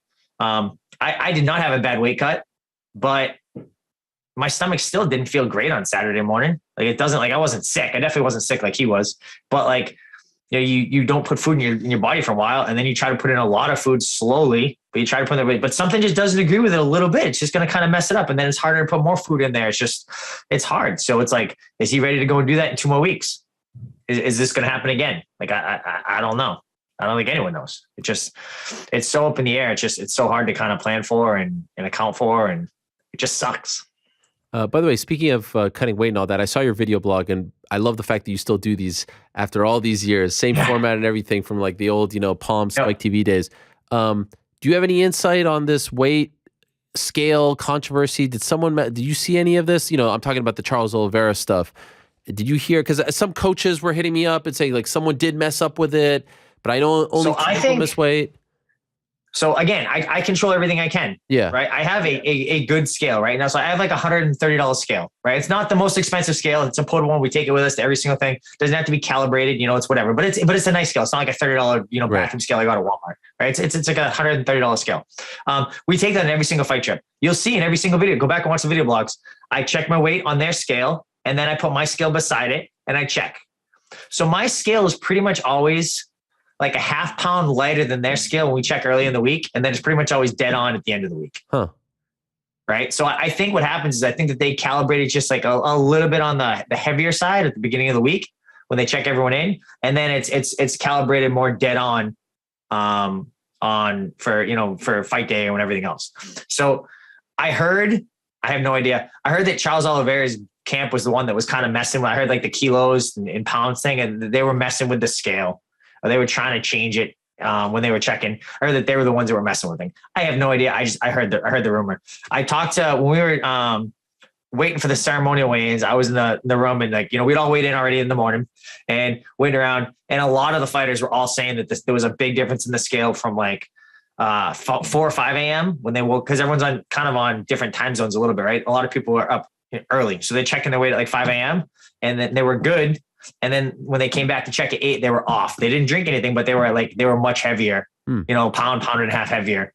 So the UFC had calibrated something or, between. So I think I saw you tweeted about my thing. Like, so I was 155.2 when I checked in, and then I was 155.5 when I officially weighed in. Yeah. Right. I saw you put like, oh, how is this different? Well, I was different because I weighed in with my shorts on. So when I did like the unofficial early check-in, I was in just my boxers. I was 155.2. Right. And I even went to the point of like, I was 155.2. I weighed myself like holding a water bottle to see how much I could get, like how much water I could drink to still be under 156, just in case. Like I didn't need to, but just in case, like if I got really, really thirsty, I can drink this much water and I know that I'm safe. So I did that. I ended up not even drinking any water because I was okay. But then I knew I was light. So then when we go up to the scale, I left my shorts on. Got it. Okay. But that was why I was different. I went from 55.2 to 55.5. Okay. And I'm not buying into the conspiracy stuff. Like, you got to figure it out. My question to you is just curious, your weight class, you've been in this game so freaking long. How do you feel about him getting stripped for 0.5? I think it sucks, but I mean, what do you do? How do you go and make an exception for that? Right. It's like, that you're supposed to make 55 on the nose. Like, I don't know when they check their weight. They could have checked their weight at 5 a.m. and then just not worried about it. Right. But like, I think you have to be ready. You have to be ready to make an adjustment. Like if I was half pound over, I would have made the extra weight. Like, and I was not super dehydrated, like maybe this is a cautionary tale to don't be so freaking big. Don't have such hard weight cuts. This is the reality of it. You want to be as big as you can, but it's too big. Like if you're, you need to be ready for that. So like I started talking about the scale. I have my good scale. I know what my scale is going to be. I have my scale with me the entire week. I check it. I check my weight 4 or 5 times a day. I'm checking my weight nonstop. I check my weight 5 times from when I woke up until I actually stepped on the scale. You know what I mean? Like I knew exactly where I was. Yeah. 4 a.m. I woke up. I checked my weight. I peed. I checked my weight. I pooped. I checked my weight. I peed again. I checked my weight. You know what I mean? Like I check my weight all the time. I went down and, checked on their scale. I checked my weight. Like, it's just like, that's what you do. Like, they were posting, I think like on Thursday night saying they were on weight. Yeah. Which is awesome. I'm like, that's what I try to do. I try to get like, so I went to bed at like 50, I think I went to bed at 56.6 on Thursday night. Right. And, like I was confident I was going to sleep it off, but when I woke up at 4 a.m., I checked my weight. I knew where I was. I knew I was good. I wasn't worried about it. Like I don't just like, you don't check your weight like, oh, I'm good. And then never check it again. Right. You No, check of course. nonstop. But so it's like, you've been there where the dudes are like, oh, you're good. Boom. Like there's some quick guys on the scale. Right. And the dude in Arizona, again, he's doing his job, but he was a freaking stickler. Right. You know how so this is how I think. And so again, I've been around, I'm very familiar with how the scales work and everything like that. If I know a guy has to be 155 and it's a title fight, then I set the thing right at 155. Mm-hmm. He's good or he's not. Right. He's 155 on the nose and he's heavier, then he's not good. If he's 155 on the nose and it's saying he's lighter, then he's good. It doesn't matter. You can say whatever, I think what happens is a lot of times, but now for me, I fight at 155, I could be 156. Right. So that guy should have put the scale at 156. Mm-hmm. And then he knows, okay, I'm good or I'm not good. Yeah. But what happens is they put it at 155 on the nose. And then he starts tapping it a little bit. He puts it up to like 56. He's like, oh, he brings it back. Yeah. It's just guys that they don't do it all the time. They don't know. So that's kind of but that's how it should be done. Okay. If I'm fighting at 55 and I have the pound allowance, he should start with the scale at 56. Right. If I'm heavier, I'm not good. If I'm lighter, what's it matter? It doesn't matter if I'm 55.2, 55.4, 55 on the nose. Like I'm good or I'm not. And I think that's more like the commission runs it. I think they just don't deal with it as often as we do. They don't understand like as often as we do. It's not as important most of the time, but I think that's how it should be done. Yeah. I think Ratner does that. I think Ratner knows who's walking up. He puts it on that spot and then he moves along. I've just seen so many, it's hard for like 2 pounds over, 3 pounds over. I get it, but man, 0.5, there's human error involved. We've seen a ton of times where guys are up there and it's like, boom, all right, you're good. The rules we play by. You know what I mean? Like if I was, if Cowboy was 56.2, yeah. I'd be like, go to the sauna. Yeah. You know what I mean? Like, give me that. You know what I mean? Like, I think they fine guys 30%. I don't know what Cowboy gets, but I'm sure his show money's over 200 grand. That half a pound is, $60,000. Sure. Why don't they use the digital scale then? Wouldn't that make it so much easier? I think the digital scale is hard to calibrate. I think like the triple balance scale is easier for them to calibrate like that. I think it's you can't really calibrate digital scale. If it gets banged, it gets bumped. It's, if it's not perfectly level, it's hard. I think the balance scale is easier to calibrate. Right. So for you, you sit back and now you're just going to wait. You don't know if you're going to come back in 2 weeks, 3 weeks. You don't know if it's going to be Cerrone. You don't even really know what you're going to get paid. You got a lot of questions right now. A lot of questions. I'll wait till tonight. Like I'll probably give it another 4 hours or so. And then I'll text Sean Shelby trying to find out what's going on. I'm hoping that they come back and give me the show and the win money. I'm confident they'll give me at least the show money. I think I get the Venom money regardless because I did everything as far as that part goes. Like I wore it all week and all that kind of stuff. So, but I don't know, and like, I'm definitely like, if they're willing to do it in Austin, like if they're going to do it in 2 weeks, I'm definitely in. Even in 6 weeks, I'm sure I'll be in. Like it would be hard for me to say no. If they come back, like I hear they're coming to Boston like this fall, like August, September, something like that. Like that would be nice to fight on that card, but that would also be like a huge kick in the nuts. I feel like, you did this entire 3-month camp, you focus on Cowboy, and now we're gonna do it another 4 months or something like that. Yeah. That would be pretty crappy. At that point, I'd have to really think about it. Like I would love to fight in Boston, but at the same time, I'd have to really think about it a little bit more. But I don't know. And you are going to fight again, right? You're not done. I think so. I mean, I don't even know now. Like it's like you can't retire like this. I literally had 2.5 years where I didn't fight because I was worried the fight was going to get canceled last minute, and then like my biggest fear came true. You know what I mean? Like that's like the entire thing. It's like I think I have so much anxiety going forward now. Yeah. Like, so there's a chance you might not fight again. I don't know. I have no idea. Wow. No idea. How shitty is it to have it go out like that though? No, you know what I mean? Like you won't let it. Was there a chance that you win on Saturday? You were done? I mean, there was a chance if I went out there and Cowboy kicked me in the face and like, I'm not going to put my wife to that again. Yeah. Like that's the big thing. I told my wife, like, I will not, like, if there might be maybe one more where I get beat up, but if that happens, that will be the end. You know what I mean? Like that's just cause I get it. I mean, like my gym's doing great. I'm doing great at my gym. I love my gym. I love training. I love teaching classes. Like some people are like, oh, it's not for them. Like I love teaching classes. Like I teach like the 6 to 9 year old kids. Yeah. I teach adult classes. Like I really love that part of it all. I like running the business. Like I love playing video games. Right. I'm like, oh, like I should treat my business like it's a video game, and I should try to make as much money as I can and make it as successful as possible. Like, oh no, I'm gonna go play Minecraft instead or something stupid. It's like, no, of course I'm gonna focus on the gym. So, but I've kind of neglected the last couple months. So that's the other thing. It's like, okay, like, well now like the gym is like kind of the long-term like thing that's going to drive my life, my career. Am I going to go and neglect that for another 3 months, 4 months? It's like, I'm going to miss 7-8 months over there. You know what I mean? It's like, I'm going to need to prioritize that a little bit. So I don't know. I know a lot of questions. Well, Too many questions. That's why it would have been nice if the fight, regardless of how the fight went, win or lose, I would have way more information on what's going on. Yeah. You know what I mean? I just don't know now. I hope you get those answers soon. Appreciate the chat, Hopefully. Joe.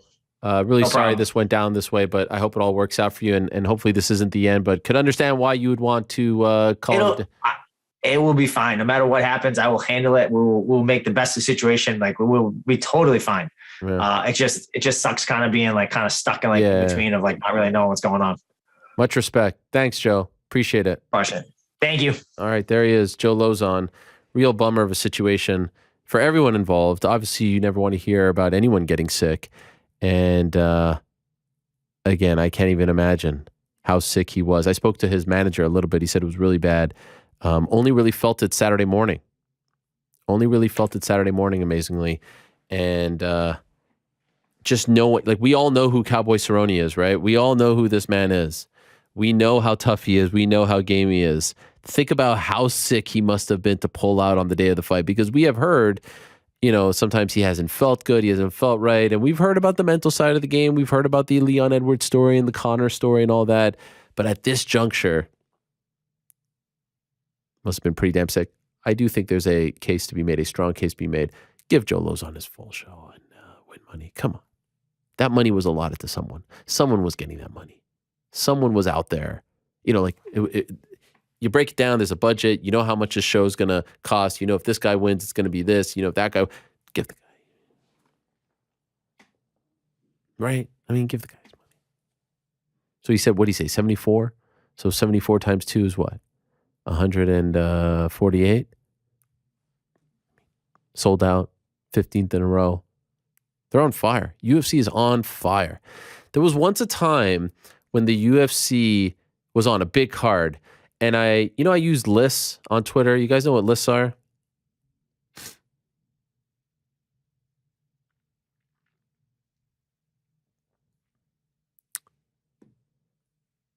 You guys know what lists? Frank, you know what lists are? Sorry, someone texted me. No. All right. 1 second.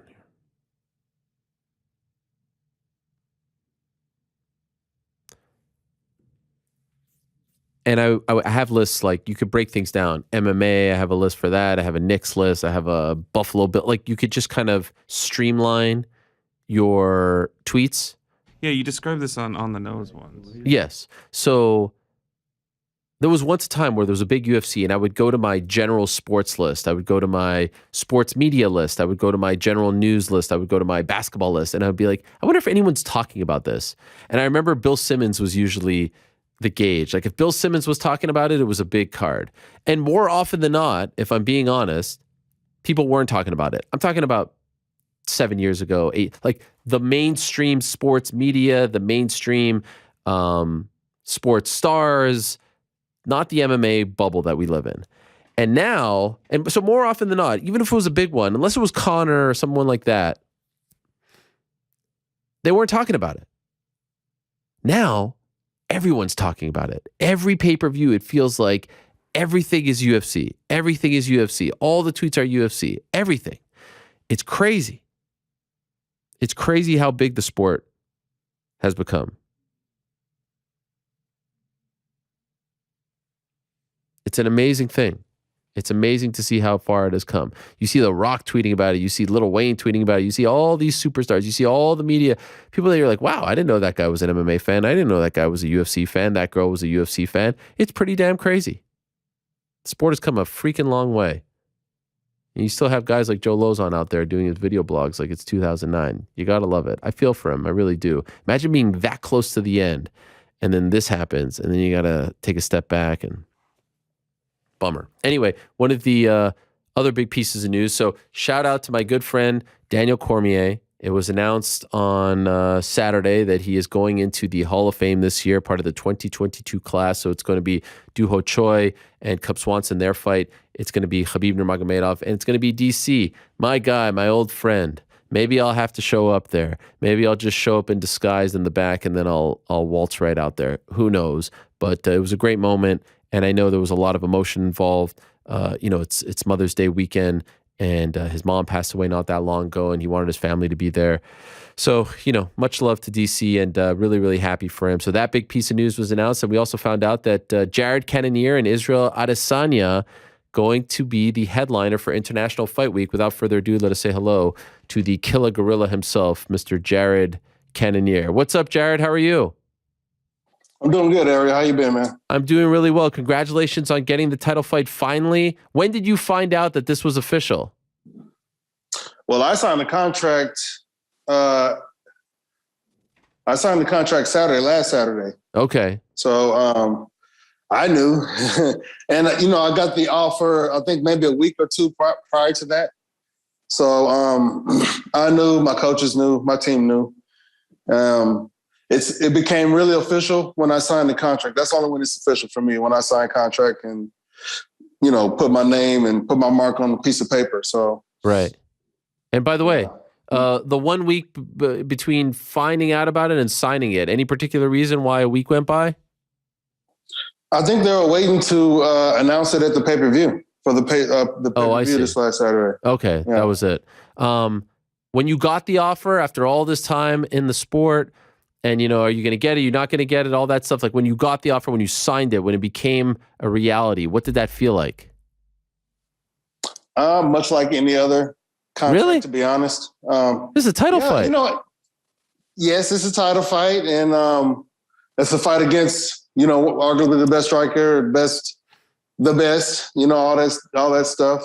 But I don't want to, put all extra weight on this thing. I approach a fight. I think the way I approach a fight is good enough to fight somebody, you know what I'm saying? So to fight to the best of my ability, I don't really need all the extra pressure. It's all good. Don't get me wrong. I am elated. I am excited to be in this position, but I don't want to waste extra energy on being excited. I want to waste energy on getting prepared physically and mentally. So that's where I'm at right now. I'm sort of like in what they call it, warrior mode, if you will. I get it. Can I ask, was there any doubt in your mind? Like after your last win and after he wins, all in the span of, a couple of months, or not even, no, same card, sorry. But like since then, it's been a couple of months. Yeah. Any doubt in your mind that it wasn't going to go to you, that they were going to go in a different direction? I wouldn't say so. There's always the possibility, but given the climate of the division, there's nobody. Like I said in the octagon, there's nobody else. So there was a few news articles trying to name this person or that person, but it just didn't make sense. It doesn't make sense. Not at the current time. I make sense. You know, I put in the work. Nobody else put in the work. I did that. So thankfully the UFC operates according to merit. You know what I'm saying? You do good, you get rewarded for it. So sure, sometimes. I did my job. You know what I'm saying? So I'm right where I'm supposed to be. By the way, you have any kind of relationship with Izzy? Not personally, you know what I'm saying? I'm a fan of him. I like his style. I learned from watching him fight, you know what I'm saying? I learned from watching everybody fight, you know? So we just have a few things in common. He's a striker, I'm a striker, you know? He's black, I'm black, you know? Oh, that's good. I missed that one. Yeah. I think a lot of people, I don't know. Anyway, but for me, when I'm watching the sport, especially the sport that I compete in, you know, when I'm watching other individuals compete doing the same thing that I'm doing, I'm trying to learn as much as I can. So I don't have to make the mistakes that these other fighters are making. And two, so I can try to upgrade myself, not necessarily copy what I see other people doing, but pick up techniques, learn how to do techniques a different way, a better way, if possible. So for me, it's all about, you know, improving myself. And when I see guys who are really good at what they do, shit, man, I'm watching. Right. I'm trying to learn as much as I can. But when you were in Houston with him, I'm trying to experience as much as I can, you know, so. In Houston, did you guys talk at all? Did you run into each other? Yeah, I saw him at weigh-ins.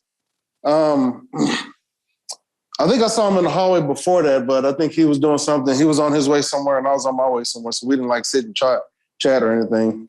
But we saw each other at weigh-ins, and I can't remember exactly what he said.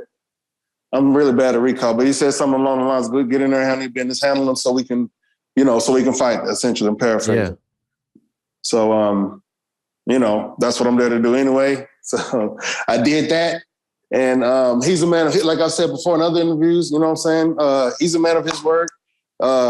He signed on the dotted line himself. So it's all good in the hood. Yeah. He's actually been like kind of championing your cause over the years and campaigning for you to get in there and wanting to test himself against you. So I'm sure that, you know, there's a level of respect there that I'm sure you can appreciate. Overall, like his last fight on the same card as you, so you got a good look at him. You say that you're a fan of his.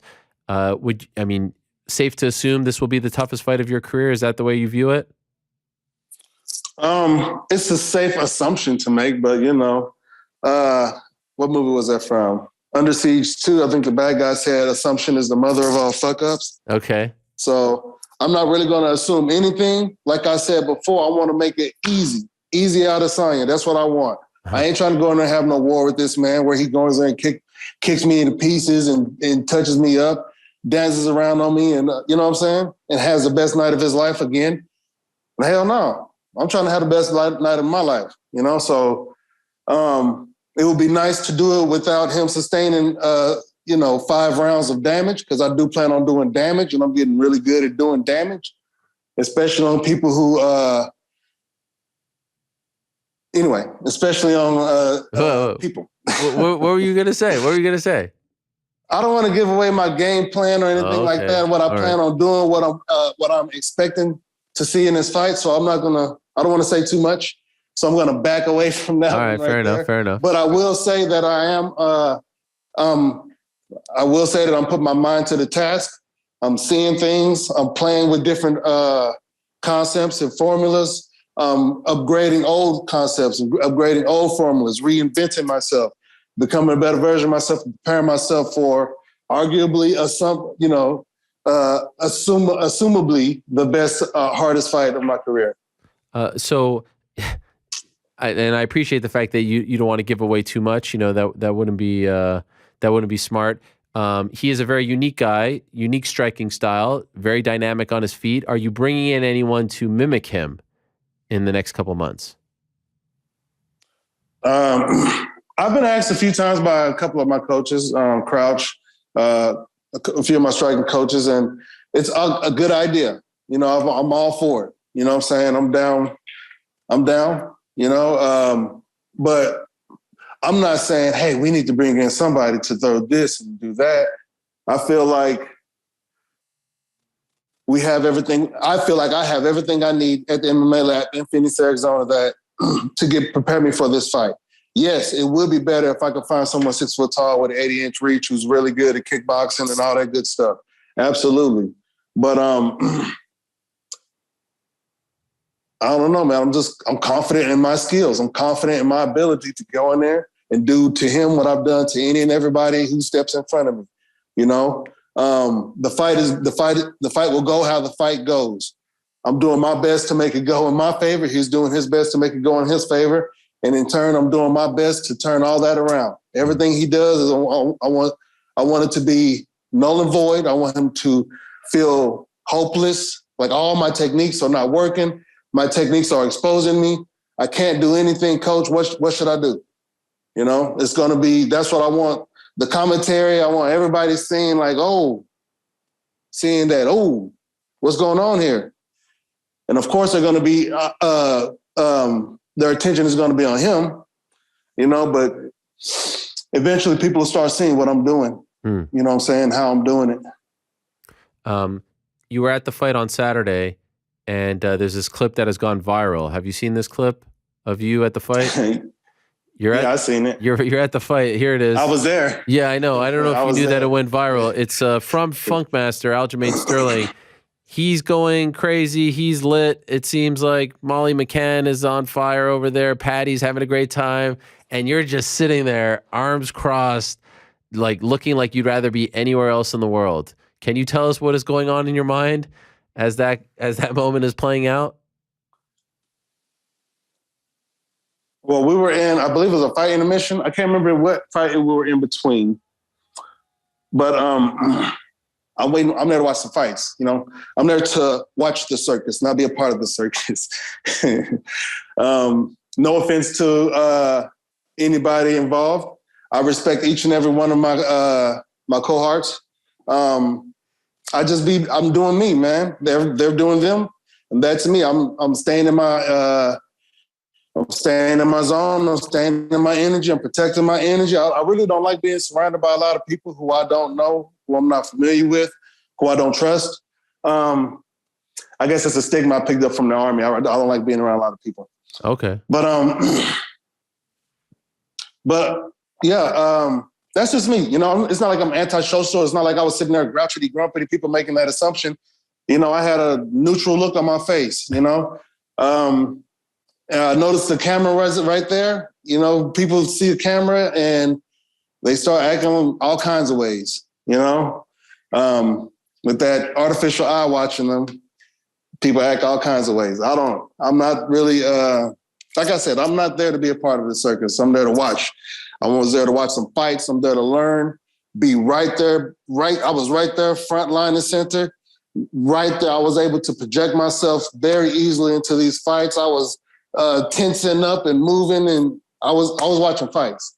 So that's what I was doing. Everybody else was having a good time, which is fine because I was too. But that's me, man. I'm not a big party animal or anything like that. I'm certainly not drinking at this point in time, especially not drinking beer or hard liquor. But were you annoyed? I don't know. Were you like, man, no. can these guys get away from me here? No, they were rowdy, man. Especially Molly, man. Yeah, she's cool. They're all cool. I have no qualms with any of them. All right, cool. What I'm saying? But they was doing them. They was doing them, and I can't hate on them. I ain't finna sit here and judge nobody based off of doing what they do, based off of their upbringing, experiences. Shit, they have every right to do what they want to do. as long as they ain't hurt nobody or impede nobody else from doing what they do, they can do whatever the hell they want to do. So, but Molly, she was getting a little rowdy. Every time I look up at the screen, I kept seeing her drink hovering above our heads and stuff. And yeah, man, me and my wife, we got a little bit of beer on the back of us, but no biggie. It's all good. They didn't pour like they didn't douse us, you know what I'm saying? I guess we got spritzed a little bit every now and then. Oh my. But no biggie, you know what I'm saying? You sitting there with your arms crossed was just good. like a funny, visual compared to how they were. You know what I mean? Yeah. Well, my wife had gotten up and left, and I was just sitting there. And then, the camera came, and people started acting like they were acting for the camera, and I was like, "Shit, this is my zone right here." So, I feel you. By the way, I saw another clip. When the king is amongst his commoners, you don't. Respect. There's a distinction. I feel you. That video on your Instagram of you doing the thing around the thing here, you got we're showing right now, there's like a big bowl and you've got like a stick. Oh. What are you getting from that? What is that doing for you when you're doing that? Well, I can explain it to everybody, but Please. I would rather tell people to go out and look it up for themselves. There's a lot of different uses for. It's just energy work, essentially. Everything is energy, vibrations, vibrations of air molecules, things like that is energy. Crystals are energy, and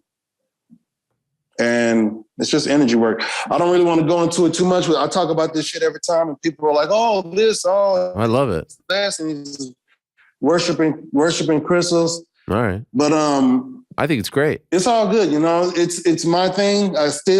It's all good. I dabble in a bunch of different things. I'm not really too into anything in particular, and I try to stay away from a lot of different things because a lot of it has been taken and spoiled and corrupted and used in other different ways. So I'm not like some new age guru or anything like that. I'm just finding different ways to make this experience that we call life better. Respect. So I found that using crystals, helping myself to harness my mental energies, and all those other things, changing my perspective to what I want it to be. Whether people think is right or wrong, it doesn't matter because they're not the ones having this experience. I am. So I'm just here doing me. That's basically it. I think a lot of people after the Jan Blachowicz fight say the key to beating Izzy is wrestling, taking him down. Obviously a lot easier said than done, but I feel like that's not your game. Who, in your opinion, has been able to, at least at 185, been able to show his weaknesses in the striking department? Do you think anyone thus far has been able to show what you are going to try to expose on July 2nd in the striking department? No,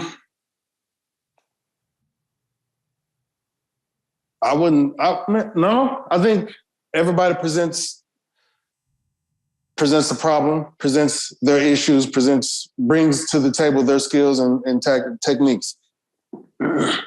And Izzy's done a good job at calculating on the fly, making his adjustments as needed, and implementing his game plan. So I wouldn't say that's basically, I wouldn't say we've seen people expose his weaknesses if there are any in the striking. I think his weaknesses are anybody else's weaknesses as far as I'm concerned, as long as you know how to expose them. Mm-hmm. So the key is being consistent. The key is being precise. The key is being calculated. So that's what I plan on being, in July. I plan on being precise. I plan on being consistent in everything I'm doing. I plan on being, what was the other word I said? Calculated? Yeah.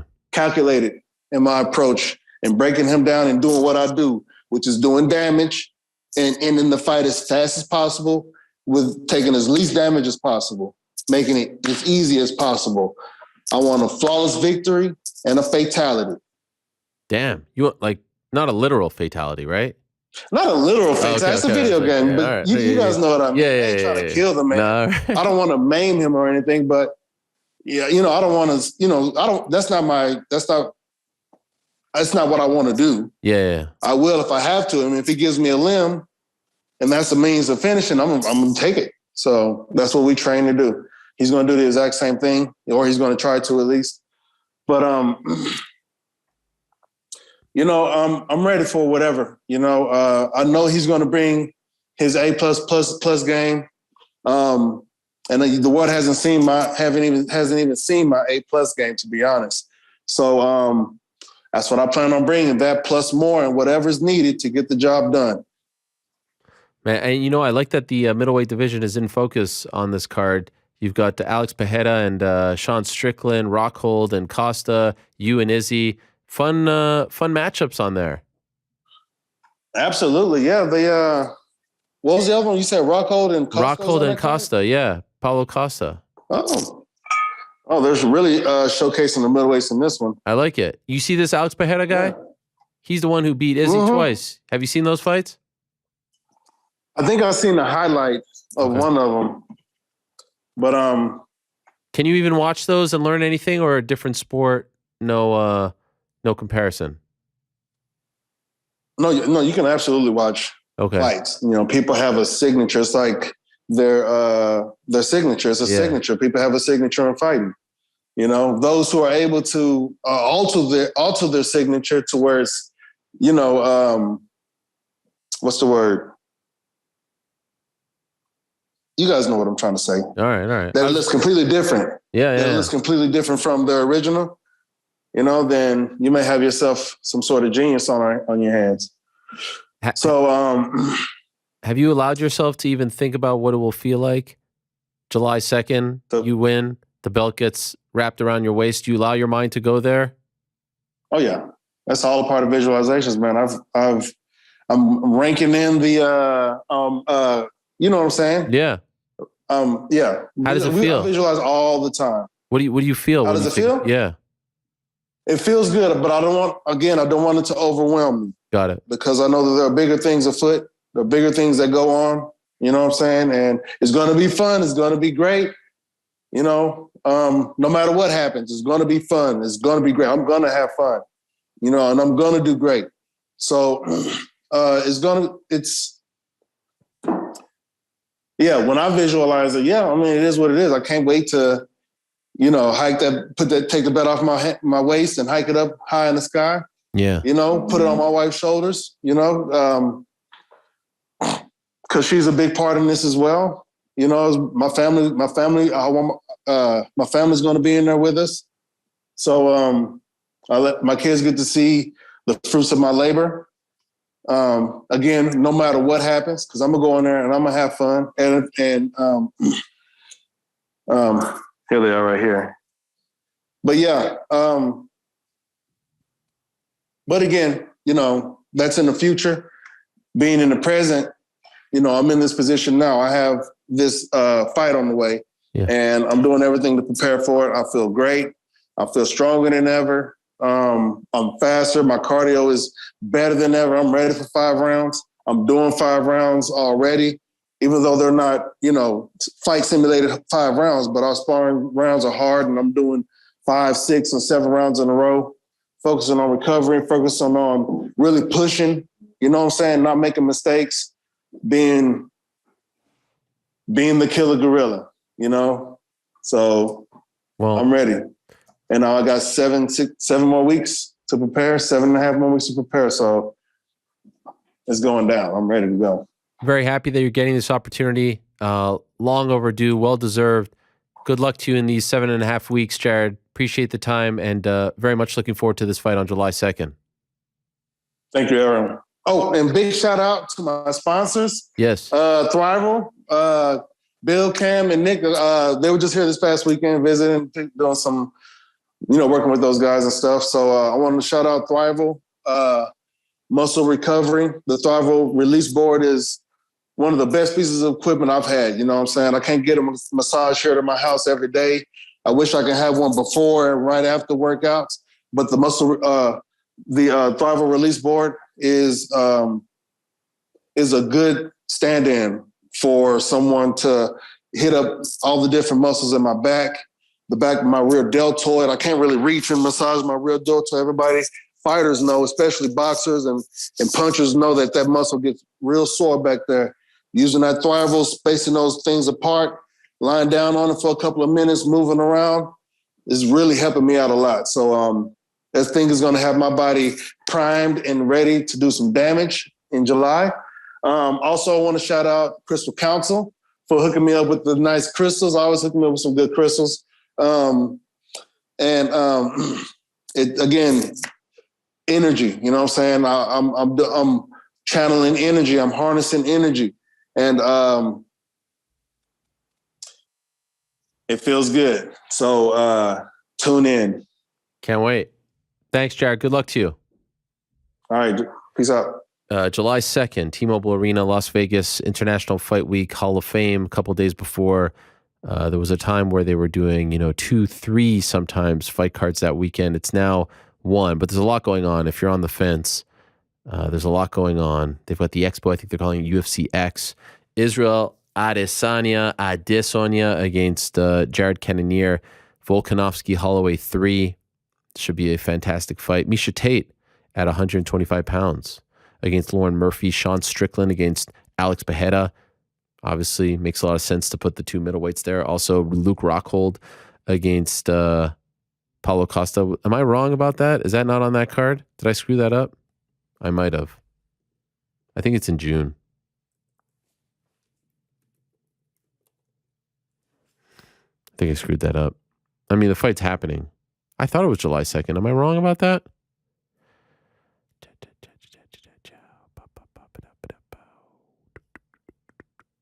Oh, July 30th. My bad.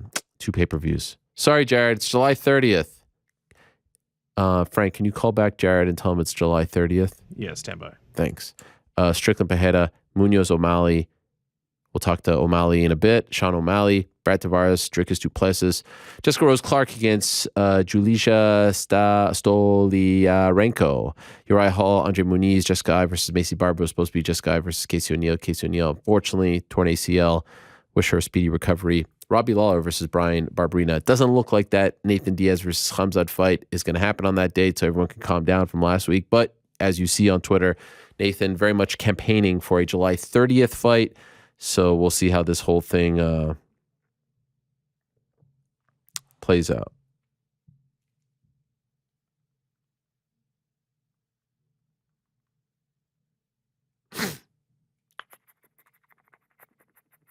All right. Very excited to talk to our next guest. He was actually in attendance on Saturday at the beautiful Footprint Center. But more importantly, longtime friend, longtime colleague, and it's great to have him back on the program. The one and only, one of the very best in the sport. And if you're wondering why there was so much great content coming out of all the media stuff, it's because, there's the traveling band of people who do a nice job for the most part. But, when you have an old timer, a pro coming in, I feel like everyone's game gets raised. You get great stuff, great answers from Tony Ferguson. That whole Tony Ferguson thing was in large part because of him. Great stuff in the post-fight press conference as well. The best feature writer in MMA, in my opinion, without a doubt, pound for pound, number one. My friend and yours, the great Shaheen Al-Shatti, joining us from Phoenix, Arizona. There he is. Look at him. Such a pro with his pro microphone there and his headphones and everything. How are you, sir? What's up, buddy? I'm doing well. How are you, man? Wow, that is crystal clear. Frank, what about that crystal clear audio? I mean, I had nothing to do with that. Yeah, You didn't have to touch it. It was all Frank. I have nothing to do with it. It's all Frank. He's the true pro here. He is. But you are as well. Great to have you back on. Nice little nostalgic feeling here. Great stuff this past week in Arizona. Can I ask, by the way, before we get into the actual stuff that happened? Sure, yeah. I haven't been to a UFC event in the pandemic era, if we're still calling this the pandemic era. I feel like that's apropos. Things have changed a lot, right? There's no more Ultimate Media Day. It's just it's a little different from a media perspective. What is it like for you? Because I think this was your second one, right? You went to the one last year in Arizona? Yeah. This is the second one because they keep coming back to the Valley now that we're a little looser on the pandemic restrictions here in the Wild West. I mean, if I'm honest, I don't like it as much as it used to be. I mean, you and I know, like the media day, everybody would be able to kind of get their own individual stuff. It would kind of, you'd be able to show your personality a little more and kind of just be able to roam free. And it was a little less, I don't want to say restrictive because it's not necessarily restrictive, but it was a little less like coordinated. It was more free flowing, chaotic. And I feel like a lot of us kind of thrive the best in that chaos. Whereas this, I mean, it's nice. And, you're talking to all the athletes and you actually get a chance to talk to every athlete. Whereas that old media day, you kind of had to pick and choose what you're going to do for that hour or two. But the thing is, everybody kind of gets the same stuff. Right. And that ultimately, like as a media member, selfishly, that is a little frustrating. And that's, I don't like that as much. But on Wednesday, you got phenomenal stuff, riveting stuff from Tony Ferguson, in large part due to your questions. And so after what he said, and we talked about it a little bit on Wednesday because it was happening during the show, after what he said, and then how the week went on, and then seeing how he was in the first, how he fought in the first, and then seeing ultimately how it played out, the knockout. The photo I feel weird about, to be honest. You know what I mean? Like I don't know. Yeah. It's a great photo, and shout out to Hans, who works for the LA Daily News, who I think took the one that everyone's running with. He's phenomenal at what he does. And it's no knock on him, but it just kind of gets put up there and people are mocking him. And I just don't love that stuff. But just seeing how it ultimately played out, how do you feel about the Tony Ferguson experience of last week, right? Because he's talking about health insurance. He's talking about like these big picture stuff. And then he gets brutally knocked out, the kind of knockout that could change a man's life. He's on Twitter right now. He's talking. They say he's all clear, but that stuff doesn't go away in a day. How do you feel about it now that it's all done? I mean, man, it's rough too, right? Because I mean, I think I'm pretty well known at this point as the Tony Ferguson guy in the media. Like even when the whole Khabib stuff was going on, like I was always sort of driving that bandwagon that, hey, we're looking at the number one lightweight in the world right now. And it sucks, man. It does suck in a lot of respects because it felt like that was kind of the death knell on whatever this could have been for Tony. And he looked so good in that first 5 minutes, right? Like there was 5 minutes there where maybe I wouldn't say it was vintage Tony, but it certainly felt somewhat like vintage Tony. And it felt like the best Tony we had seen, since he dropped Justin Gaethje? Like he was competitive. He was doing, slicing and dicing Mike up from the bottom. He was doing all these oddball attacks and just the really unorthodox stuff that we see from him. He's winning rounds from the bottom, which you rarely see. And you're right, even throughout the week, like it was very apparent that he's had a lot on his mind and he's had a lot of time to think about it. And that he basically, said like, I went away for a year just because I didn't want to be around any of this. And he came back. I mean, using his platform, he wasn't asked a lot of questions at the press conference, but even just using the pre-fight press conference to basically say like, hey, we need health insurance, right? That type of thing. You feel bad because I think at this point, it's obvious he's probably never going to contend for a title again in the rest of his career, whatever is left. He'll probably go down as like, if not the best fighter to never challenge for an undisputed title, like at least the top two. Like he is very much in that conversation, which you feel bad because he should have got that 20 times over and it just never happened. But also it just feels like he has a lot of, I don't know if regrets is the right word, but just bad feelings about how maybe the latter stage of his career is gone. And that's something you can't get back, right? Like time is the one gift that is just irreplaceable. And it feels like he's kind of regretful of how this whole chapter has gone. We've seen this, right? From fighters who maybe never got the big one, they never got the belt, they never quite reached them out the top. And then towards the end of the career, there's regret, there's bad feelings, as you say.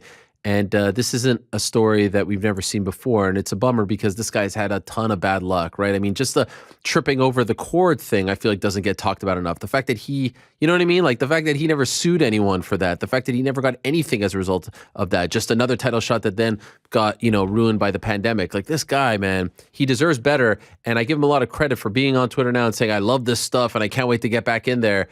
I don't want to see him back in there anytime soon. Is there a part of you that never wants to see him fight again just for his own health? Selfishly, yeah, if I'm being honest, which is difficult for me to say because, again, I've sort of been driving this bandwagon for so long. But, I mean, this was a guy, even when he was winning, even over the course of that incredible streak, how was that streak made, right? It was made in chaos. He was the guy who thrived in chaos before Charles was the guy who thrived in chaos, where every fight was bloody, every fight was going to be messy, every fight maybe not be the most technical sound thing you've ever seen, but ultimately he was just going to out-grit, out-pressure, and just outwork these dudes and really break them. And that style takes a toll, right? And to me, it is actually relatively impressive that it lasted as long as it did, because he was like, even towards the latter stage of the Khabib chapter and all of that, he was the oldest lightweight at that point in the division that mattered. Like, if he would have won the title and actually fought Khabib, he would have been the oldest UFC lightweight champion in history. So the fact that he made it that far fighting like that, to me, still speaks volumes about just how great he was over the course of the majority of his career. But yeah, man, I mean, especially after the last four, I mean, the Gaethje one in particular was pretty brutal. And then seeing the Mike one, I mean, that was... I've seen a lot of knockouts. I've seen a lot of fights live in person over the course of, this whole career. That's one of the worst ones I've seen. Yeah. What was it like in the arena? Tough. Tell us. It was tough because I don't know what I haven't been able to see the broadcast view of it. I don't know if the broadcast showed Tony afterwards or like went back to him at all, but he was down for a really long time. Yeah. On the canvas. It felt like it was several minutes. And it felt like it was eternity, if I'm being honest. Like he was really moving. And he just had a lot of guys sort of around him, doctors and stuff, trying to get him up. And even when he was leaving the arena or the octagon, the fighters have to walk by press row. He was walking by and it is just, you could see that he wasn't kind of there in his eyes. And he stopped once he passed me and he looked up at the monitor to try to just watch the knockout to understand what happened. It was really brutal and kind of just somber. And obviously Mike owned the moment. He's doing backflips all over the cage. And it's he's always weird, right? They're doing backflips and there's a dude that's like freaking motionless on the ground. Yeah, the dichotomy of that visual was really strange. It was just really strange to watch. And the crowd was exploding because obviously they just saw the craziest highlight of the night. Right. So it's just, you see Tony there and he's kind of like twitching and it's a real stark reminder of what this is, right? Yeah. It's hard to describe, but it did feel like a punt more so than a front kick to the face. Like it was something we've never seen before. And from Mike Chandler, when's Mike Chandler throwing out front kicks? Dude, Mike, the whole thing. When's Mike Chandler cutting promos like this? Like where has this guy been for the last day? The guy freaking cut a promo hitting every single mark, every single thing on the checklist. Connor walks off like it was flawless from Chandler. I saw one video of Ferguson walking out of the cage and Chuck Liddell meets him and says something to him, and then he kind of just gave him a little tap on the head. I was like, "Oh, why'd you have to tap him right on the head after he just got brutally knocked out?" But just a tough scene. On the flip side, you have Chandler, who's riding high. That investment that the UFC has made in him has paid off in a massive way. Even though he's not, a champion, he's 2-2. But every single one of his fights have been incredible. Last year, arguably the fight of the year. Who would you like to see him fight next? Because I feel like you could go in several. There's no clear cut, answer to this one. To me, I think it's kind of funny in a weird way. Like, it's kind of wild the way that Chandler has reshaped his image in the UFC. I know, because we've known this guy for a long time. He's been in our lives for a long time, and now he just comes here and it seems like it's his personal mission to make every single fight as ridiculous and as exciting, and every aspect of that, whatever's going on around him, as exciting as possible. And just wins or losses, whatever. Just, I'm going to make sure you remember me, which is a really interesting way to approach this, frankly. And it seems like it's working. It's certainly the right way to approach it if you're Mike and you're coming in sort of at the last chapter of your career. He's Dana White's favorite fighter, apparently, man. Yeah. As for what's next, I like the Beneil fight. Wow, I didn't even think of that one. Interesting. Because to me, like I know the world is probably setting up to where Connor's going to come in and he might be able to just fight Charles next, depending on the timelines and how all this stuff works. I feel like Islam should fight Charles. I feel like that's the most obvious thing. He's already earned it 20 times over. Like, I don't know why. In Abu Dhabi? And this guy. Yeah. However it works. But if Abu Dhabi would be ideal, right? Because I know, but not fair to Charles. Well, Charles also fought Justin in Justin's hometown. I know, what the hell? He didn't care very much. I know. So can he not get a homecoming? Can he not fight in Brazil, the poor guy? He can't catch a break. And frankly, I think he kind of likes it that way. He's kind of a masochist the way he's out there now. But I like the Islam fight, man. We don't need to this guy doesn't need to prove anything else. Like, I think a lot of people still feel like he's probably the number one lightweight in the world anyway. So like, just run that. And then Beneil's out there. Mike Chandler's a tremendous fight. And that could kind of be for who's next. So not Chandler Poirier, not Chandler Diaz, Chandler Beneil. I mean, I wouldn't mind Chandler Poirier. That's certainly fun. But I know the Dustin Nate thing is weird. I'm going to plant my flag on that 1,000 times. I still just want Dustin Nate. Yeah. Like, just give it to us. We've been teased for years since New York. Like, come on, man. Just give Nate a fight. I know. Like, let's Don't get get me this started going on at this point. Every single freaking day, it's another tweet. I mean, I know New York Ric and Jose love it for the social media engagement, but golly, can we just freaking get this guy a fight? All right, so that's an interesting one. And then you give Islam, even though Dana White did say that he has to fight, that Islam has to fight Beneil because he turned down the RDA fight and all that. Just pretend that didn't happen. On like 2 days notice. Yeah. Okay. All right. All right. It's just pretend that. By the way, who do you pick in that fight? Islam versus Charles. Charles, yeah. Oh man, that's tough. It is a tough one. Styles, right? Like the styles, that plays perfectly into what each guy wants to do. Like, I'm kind of done doubting Charles, if I'm being honest. Like, I continually keep doubting Charles. I pick Dustin, I pick Justin. Like, I just can't keep doing this anymore. So maybe I'm finally going to pick Charles, but Islam does feel like a nightmare stylistic matchup.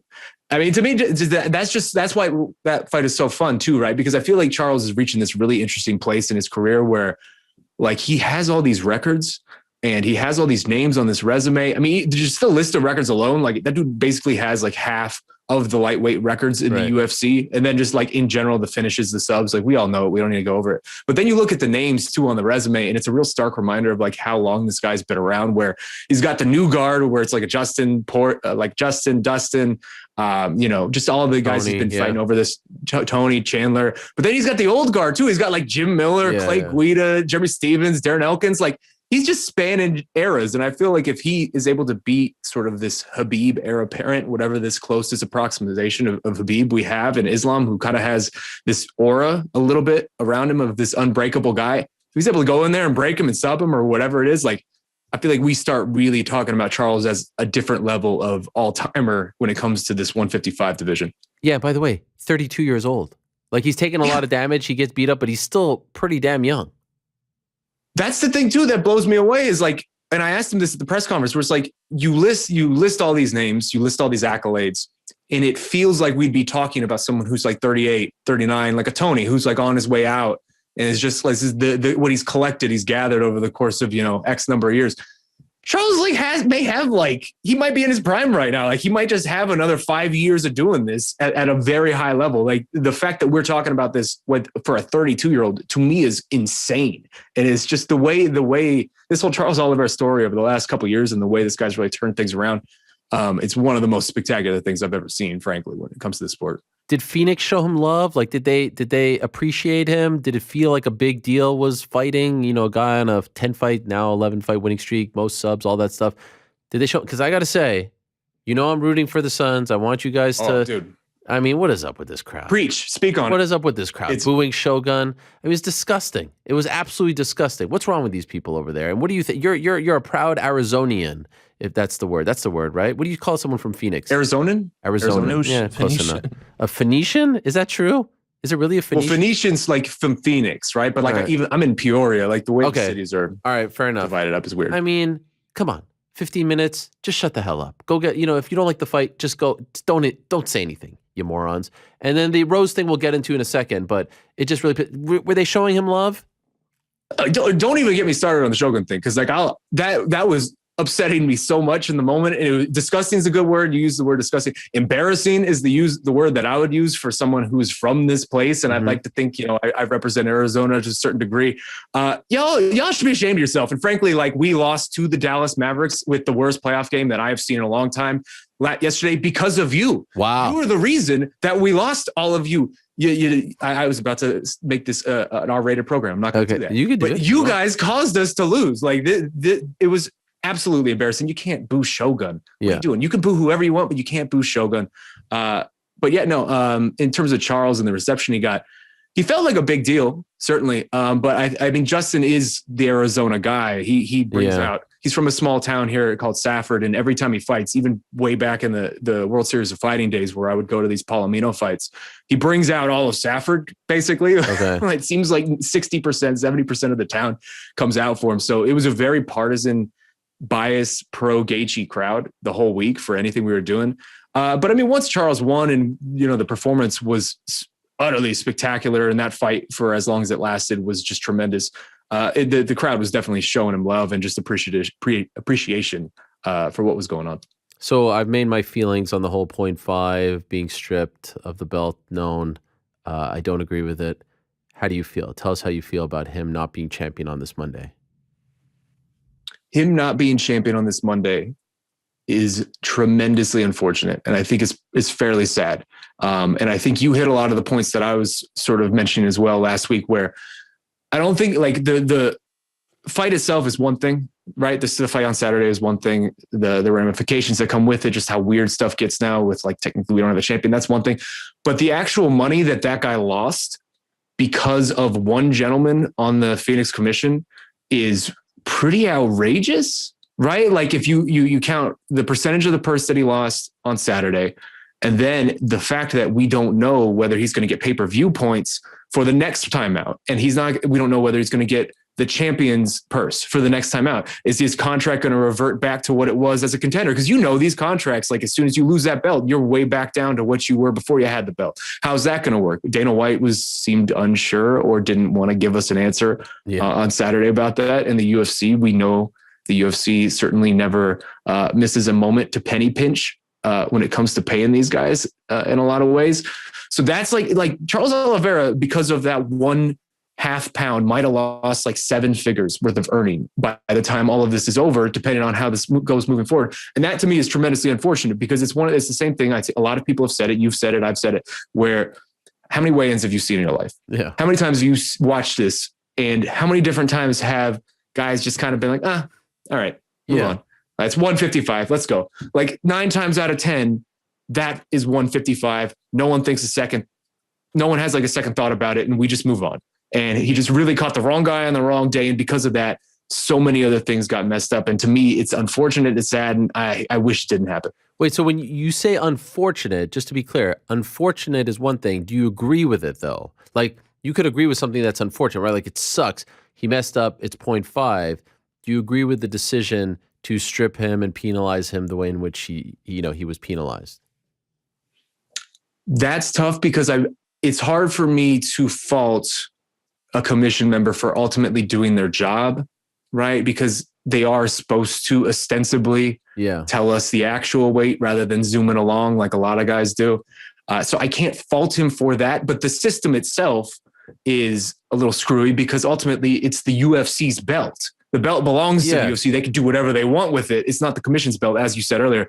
So in that regard, it feels silly to me to act as though Charles Oliveira is not the lightweight champion and treat him as though he's not the lightweight champion. So in that aspect, I do wish the UFC had made some sort of exception, or at least just, massage the situation a little bit to where it wasn't DC with the towel. This wasn't, Charles missing by 4 pounds. Like this was a very bizarre situation. It seemed like a lot of weird stuff was going on around the scale.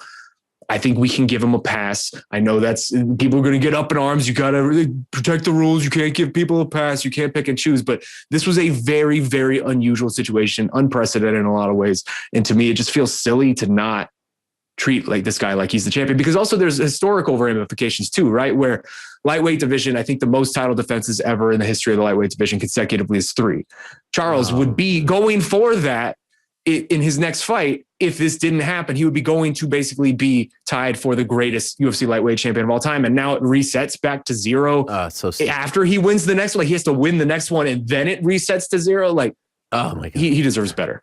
It is crazy. It's kind of like, to compare it to basketball, palming, you know what I mean? And people are, no one calls that. And so let's say it's 15 seconds left in Game 7 of the NBA Finals, and Scott Foster wants to call, palming. Don't mention the name Scott Foster. Well, I'm going to say on Chris Paul, right? Like, I could see that happening, but you get the point. So it's like there's certain things that it's just a part of the culture of the sport where you're not being a stickler for 0.5 pounds. And hopefully the UFC makes it right in terms of the pay. They can't, I guess, make it right in terms of history, as you pointed out, but I would like to see them make it right. I feel horrible for the guy. Can I ask you about Rose and Carla? Being in there, sure. What is it like? What is it like when you're watching it? It's a certain way on TV and you got the commentary. Watching it live, what was that like? Watching it live, the feeling in that arena is the impatience. Then the way the impatience sort of turns to frustration, and then the way the frustration sort of melds into anger, and then by the end of it, people are almost being sarcastic. It was very palpable. Like you cut the tension with the knife, or maybe not the tension, but the frustration with a knife in there during it. It was weird. It was really weird. I know you were defending it earlier, and you're certainly well within your rights to do that. But to me, it was the worst title fight in UFC history, and I don't worse say than that Romero Adesanya. Yeah.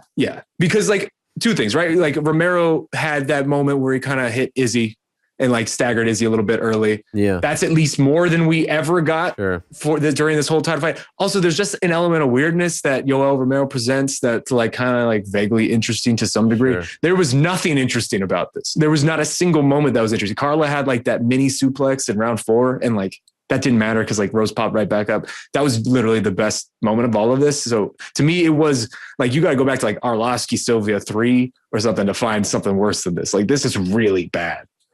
Yeah. And to be clear, I'm not defending it because I thought it was good. I agree with everything that you say, but I don't know. I guess I'm just not too offended by it. I'm not too upset. Sometimes high level sports turns out to be not so good. And that's just the way it goes sometimes. Yeah. You know, like I just feel like there was a lot of hatred thrown their way. Who do you blame for this, by the way? Do you blame both of them? Do you blame Rose? Seems like Rose getting a lot of the heat.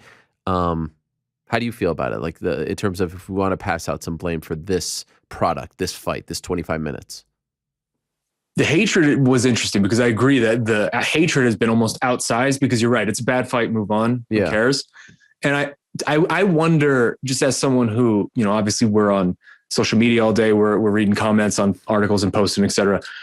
I wonder if part of the backlash to this is because people are upset at Rose for basically losing to someone that they feel still even now that she's better than. And a lot of people just don't want Carla to be champion. Like we saw this over the course of the past couple of years where Carla deserved this fight a long time ago. And it took a really long time for us to even get to that point. And even in the narratives in the lead up to this was basically like, this is going to be Volkanovski zombie. Like, this is going to just be a wash. And the fact that Rose just basically let Carla do very little and still come away and steal this title.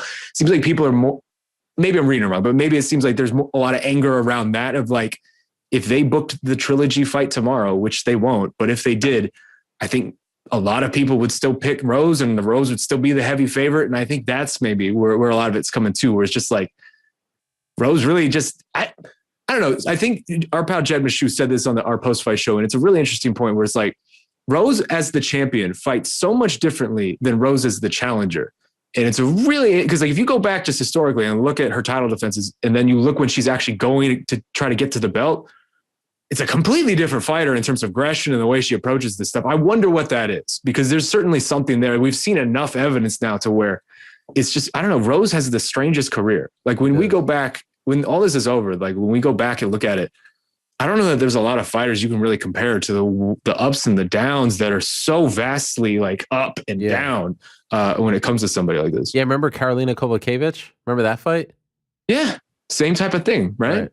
It's just, it's when Rose, we say it all the time, but like when Rose is on and when she's flowing, there's few people who are better to watch in the sport. But then when she's not on, it's really bad. I don't know. The split of the difference in that is just very interesting to me. I hope we see her fight again.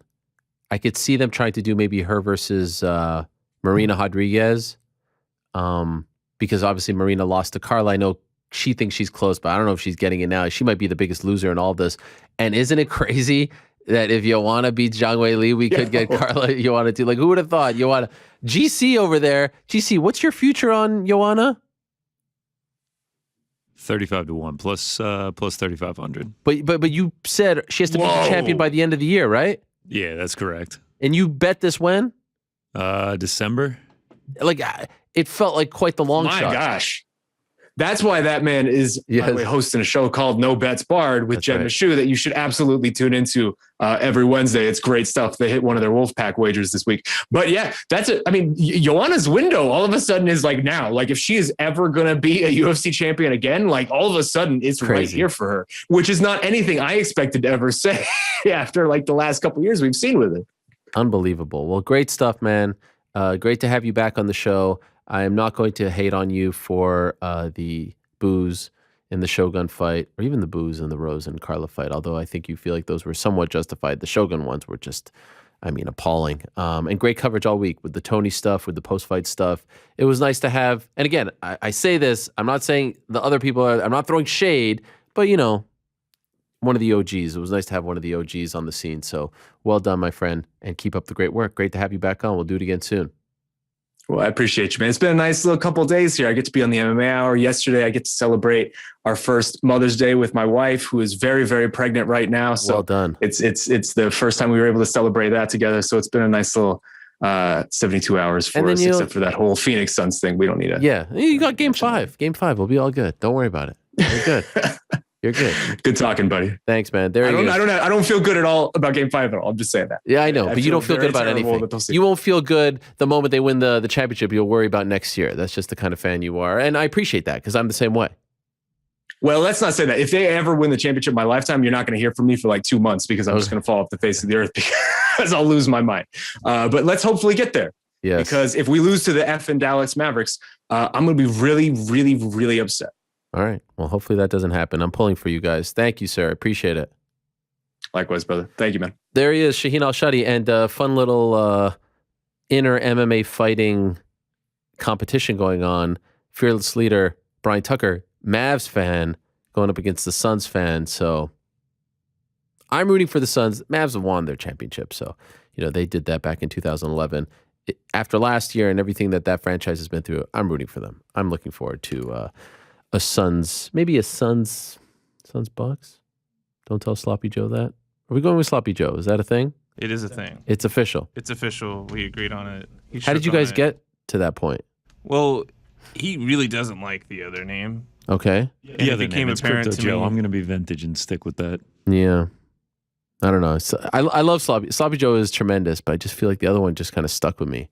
We'll see. You're going to have to get rid of the other one. It's a thing. It's a thing. Wow. Okay. All right. Sorry. He said it's a thing. All right. One more gets to go, and it's a very big one. We found out last week that it is official. Sean O'Malley, it seems like every international fight week he's on the card. He is back. He's fighting Pedro Munhoz, or as he calls him, Prelim Pedro, July 2nd in Las Vegas. He was also at the event on Saturday in his backyard, so to speak, Phoenix, Arizona. Let's go to the Sugar Show now. Mr. Sean O'Malley. Oh, nice. I like this. On the hammock? Yes, sir. Ariel, how's it going? It's going well, my friend. How are you? My favorite part of last week was before the news got out, I asked you if you were fighting Pedro Munhoz. Then the news comes out, and then 3 days later, you say to me, that is correct. Thank you for that. I appreciate you coming, you coming around and getting back to me.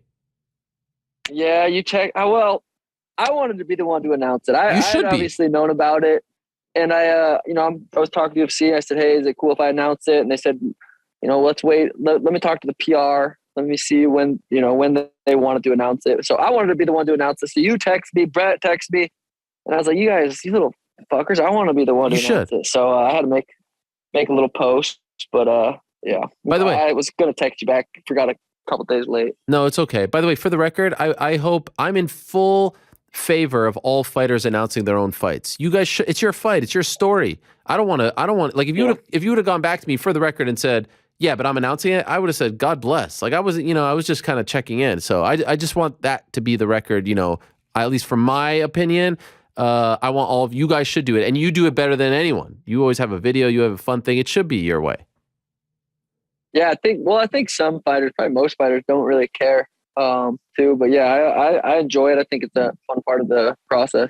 Yeah, I saw the video. You're on the treadmill. I think you're smoking. Yeah. You're punching a guy. How long does it take for you to? That's right. You were punching the bag. I see the guy behind you. How we're looking at it right now. How long does it take for you to come up with those? And who's filming them? Usually Danny's filming them. That one was, I was already running on the treadmill, and I was going to just take a couple puffs off the King Palm anyway. So I was actually on the treadmill, and I seen Brett had posted something. I was like, fuck. So I posted it like, I just made it up on the spot. I was already running anyway. I just pulled the bag over, threw a glove on, and fucking told Danny to record this, and first try. And by the way, why not in Arizona? I mean, you're an Arizona guy. Were you because I know going back like February, you were talking about, oh, they're coming to Arizona. It seemed like you had your eye on this card. Why didn't you fight this past weekend? I don't know. That's UFC. I was 100% down to fight on this card. I didn't want to wait until July. It's still 8 weeks out. I want to fight, sooner than later, but 8 weeks is going to be a good time, good preparation. I don't feel like I need 8 weeks, so I just got to, do it smart, can't overtrain. And yeah. Prelim Pedro, you're calling him. Yeah. How do you feel about the opponent? Like when they offered you him, how'd you feel about it? I think it makes sense. We both fought on that last card. It's a good step up. You look at his last couple losses. I mean, they're to former world champions, Dominic Cruz, Jose Aldo, Frankie Edgar. He's not losing to some scrubs. I think Prelim Pedro is the real deal. I think it's my toughest opponent to date, 100%. No questions asked. He knocked out Cody, but who hasn't? So I guess that doesn't really matter. But yeah, Prelim Pedro is going to be, my toughest fight for sure. Is there a part of you that's annoyed that he's a top 10 guy? No, that was all jokes and stuff. I'm ready to climb the ladder. I think Prelim Pedro is a great next step. Never been finished. I'm definitely looking to go in there and put his lights out. I don't want to go to a decision. Some people, don't mind, going to decisions, and not me. I want to go out there and put his lights out. If it does, I'm not gonna be sad at the end of the day. If it's a 15 minute, I whoop his ass for 15. I'm not gonna be sad, but I'm definitely looking to go out there and get my hand raised with the finish.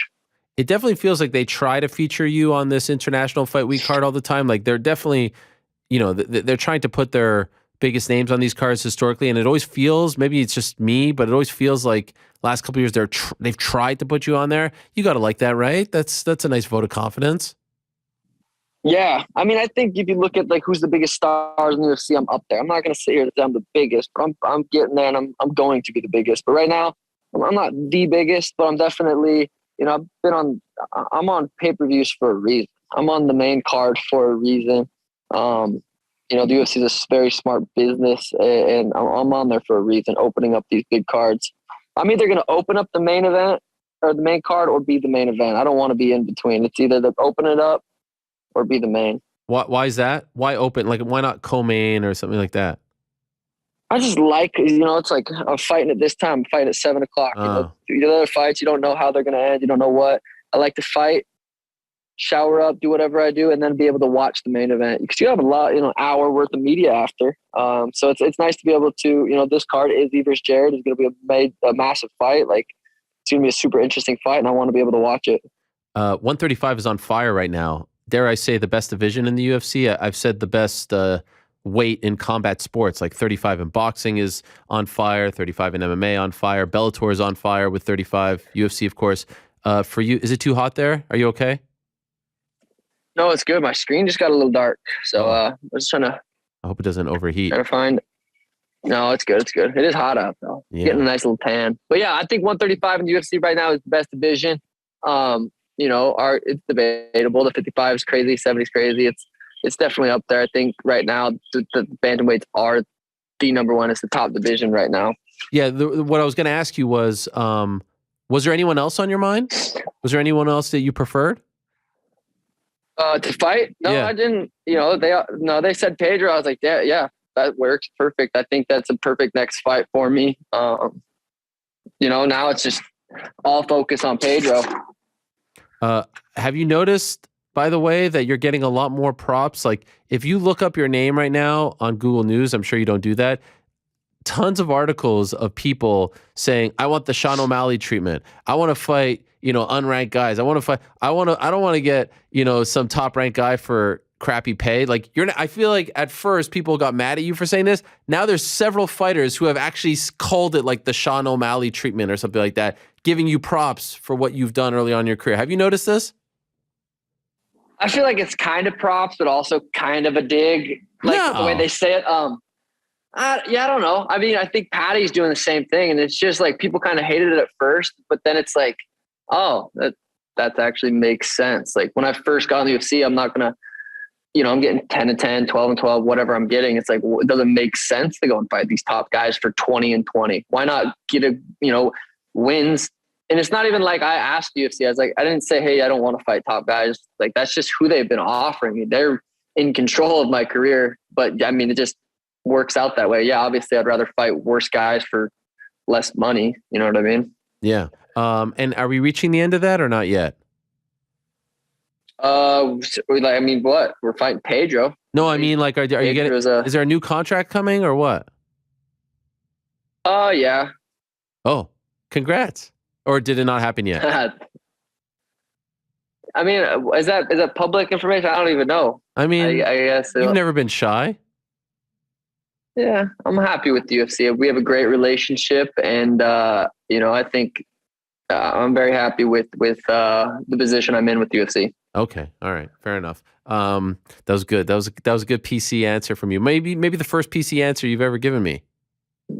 How much do you make at ESPN? By the way, first of all, I don't work for ESPN. Second of all, but I'm not asking you how much you make. I was just, I'll tell you, I signed a 3-year deal with Vox. I'm not asking you how much you make. I was asking.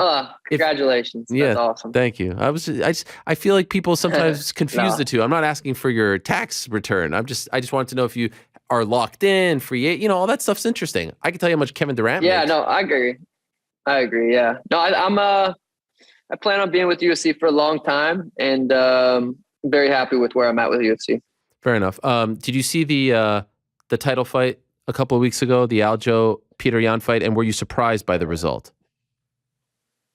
Not really. I went in. I thought Aljo, was going to come out with a completely different style. He wasn't going to go out there like a spaz like he did the first fight with Peter, and I thought it was going to be a different fight. I was not surprised. I know Peter's really good, but I also know Aljo is really good. So I wasn't surprised. Aljo got booed at the fights. I got praised at the fights. Saw Henry Cejudo at the fights. I swear every time I see him, he gets shorter and fatter. I'm not making that up. But yeah, I thought Aljo looked good. I think he's respectably the champ, and whether they're casuals, still boo him and stuff. You can't be. Some people just aren't likable, I guess. But yeah, I think he's definitely the champ right now. Did you see him? Did you talk to him? Yeah, I saw Aljo. We don't hate each other kind of relationship. We look at each other like we're gonna have to fight someday. So it's but it's we were both in the bathroom at the same time. Oh wow. And it was pretty cool. So did you say anything to Henry? I like to just stand next to Henry sometimes. Like if he's taking pictures, I like to just stand next to him. Just, let him know. I sat next to Corey Sandhagen at the fights, actually. Corey's fucking nice dude. Like him a lot. Yeah. Man, a lot of 35ers there. So I saw you posted champ by 2023. So how many do you think there needs to be had for you to get to that title fight at this point? 2 more finishes. Early 2023, I'm fighting for the belt, whoever has it. I think after this fight, I go out there, I got to finish Pedro, and I go out there, say I finished Pedro, I get, top 5 guy, whoever that is. Depending on if Cheeto gets a fight booked, I know that's a fight that I want. I don't know if he's going to get a fight book. I'm assuming he seemed like he wants to fight again. He goes out there and wins. That could be another fight. Maybe December time frame. We'll see. I was kind of hoping Rob would win that fight because I wanted to fight Rob, but he didn't, obviously. So yeah, I think Pedro, depending on if Cheeto goes out there and beats someone, in the top 5, he probably could get a title shot. If he doesn't end up getting a fight, I would like to, finish Pedro and get that fight, and we'll see. So you would be down to rematch Cheeto, because in the past, I think you were a little bit non-committal. Well, in the past, I said he's got to earn a rematch, and I think he's done that. He went out there, lost to Jose Aldo, went out there, lost to Frankie Edgar, and then beat him with, he basically lost. Come on, to what Frankie, and then he knocked him out. It was like a crazy knockout. He lost 13 minutes of a fight. No, he did. Yeah, he finished Frankie. 2 more minutes in that fight, he loses that. But I will. I'll say he knocked out Frankie. Then he went out there and he looked really good against Rob. He looked impressive against Rob. He looked like he definitely improved. I don't know how he didn't finish him. He dropped him about 13 times. So yeah, he definitely improved, and he's earned that rematch. People hate when I say that, but they get mad. It's true. He earned it. Well, it is a rematch. I don't know why, Ariel. It is a rematch. By the way, it would be a massive fight. I feel like both of you are so much more popular now, and you've done so many. Like that, the first fight was just it was a fight. It was a big fight, in large part because of you, for being honest. And I think he would say that as well. The result was big. He would not say that. You don't think so? He does not like me. No. The buildup. Doesn't like me. You were the guy in that fight. I think anyone could say that, and I like Cheeto. But the rematch would be huge. I feel like that's a main event. Yeah, it's a big fight, and that's what I've been saying since that fight had happened. They're like, "Oh, you want a rematch?" I'm like, no, I want him to do what he's done, which is build his resume, go out there, lose to Jose Aldo, almost lose to Frankie, and then beat Rob. So he's earned it, and I got to go out there and beat Pedro. And we both. This is kind of what I expected. Not expected. I didn't know if he was going to be able to go and win these fights, but this is what I was, imagining if we did get a rematch, that we were both going to keep winning and winning and winning, and then, get there. By the way, when you're sitting there on Saturday watching this card and you see like what happens to Tony Ferguson, and you're on the come up, you're on a rocket ship, you're going to fight for the belt, all that stuff, and you see like how cruel the sport can be to the legends as well. Is there a part of you that can even put yourself in their shoes? The fight game, it's sort of like Mother Nature, right? Like it always tends to win. And it's very rare that you go out on top. Are you able to even imagine what that feeling is like? Or are you so far away because you're so young and so successful at this point that seems so unimaginable to you? Do you get what I'm saying? Yeah, it's definitely a tough sport. It's a scary sport. I kind of see my path going similar to not Aljo, Israel, where he's such a smart fighter, so good on the outside, so good with his distance. I plan on being able to go into each fight knowing anything could fucking happen, but also being like knowing that if I take these 8 weeks and prepare how I'm supposed to and how I know I'm capable of preparing, that I'm going to go out there and win each fight in smart and spectacular fashion. But also, that could fucking happen to me. You could get kicked in the fucking chin, you get kicked in the nerve, anything could happen. Right. But by the way, what do you think of the Rose Carla fight?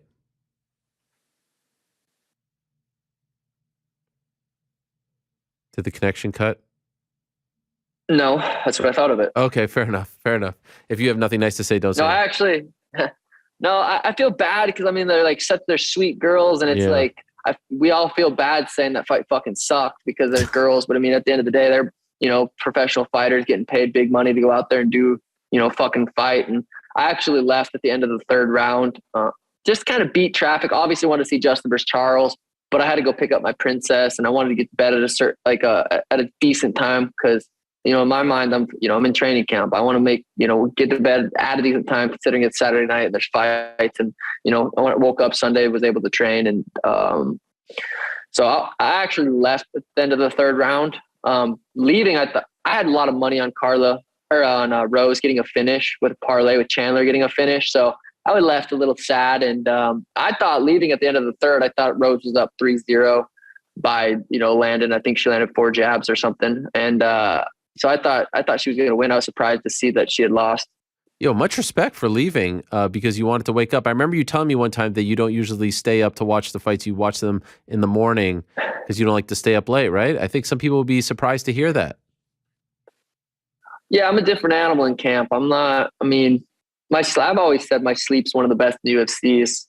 In the UFC, I think my sleep's probably one of the best as an athlete. I think a lot of people see my Instagram or whatever and think just a fucking shithead or whatever. But I got my sleep dialed in, my diet dialed in.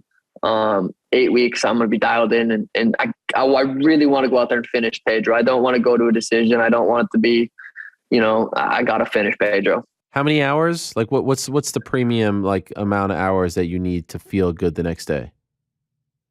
I get around 8.5, 9. I go to bed around 10:30, and then I don't really usually wake up to an alarm. Wake up just whenever. I usually wake up before Elena and Danny and go out there, do my morning routine and stuff. But 8.5, 9 hours, just kind of whenever I wake up. And what's the toughest thing that you cut out while in training camp? Diet wise, chips. I love chips. I just fucking I love chips. Cut chips out. I definitely don't snack as much at night. No more as much dessert. That's about it. I mean, I'm pretty much, nothing too crazy that I could think of. Still the marijuana and all that stuff, right? You stopped that at any point? I stopped that probably about 2 weeks out. Right now, this far out, I feel like I can use it to, enhance my recovery. If you've never fucking smoked and stretched, you're missing out on life. It's one of the best things ever. Just get ripped and you can just feel your body, feel like every little soreness and stretching stoned is one of my favorite things. Even running on the treadmill, get a nice high from that, smoking and running in or hitting the bag or shadow boxing. Sometimes I come in the garage, I'll just throw on 30 minutes, throw on my AirPods, take a couple puffs and just shadow box. So no, I think weed I cut about 2 weeks out once I start really having to get my weight down a little bit, just because weed and having the munchies and having the diet and all that, it's not fun. You know what I'm talking about. Yeah, for real. I mean, come on, man. What do you think I do right before this show? You know what I'm talking about? That's how. Yeah.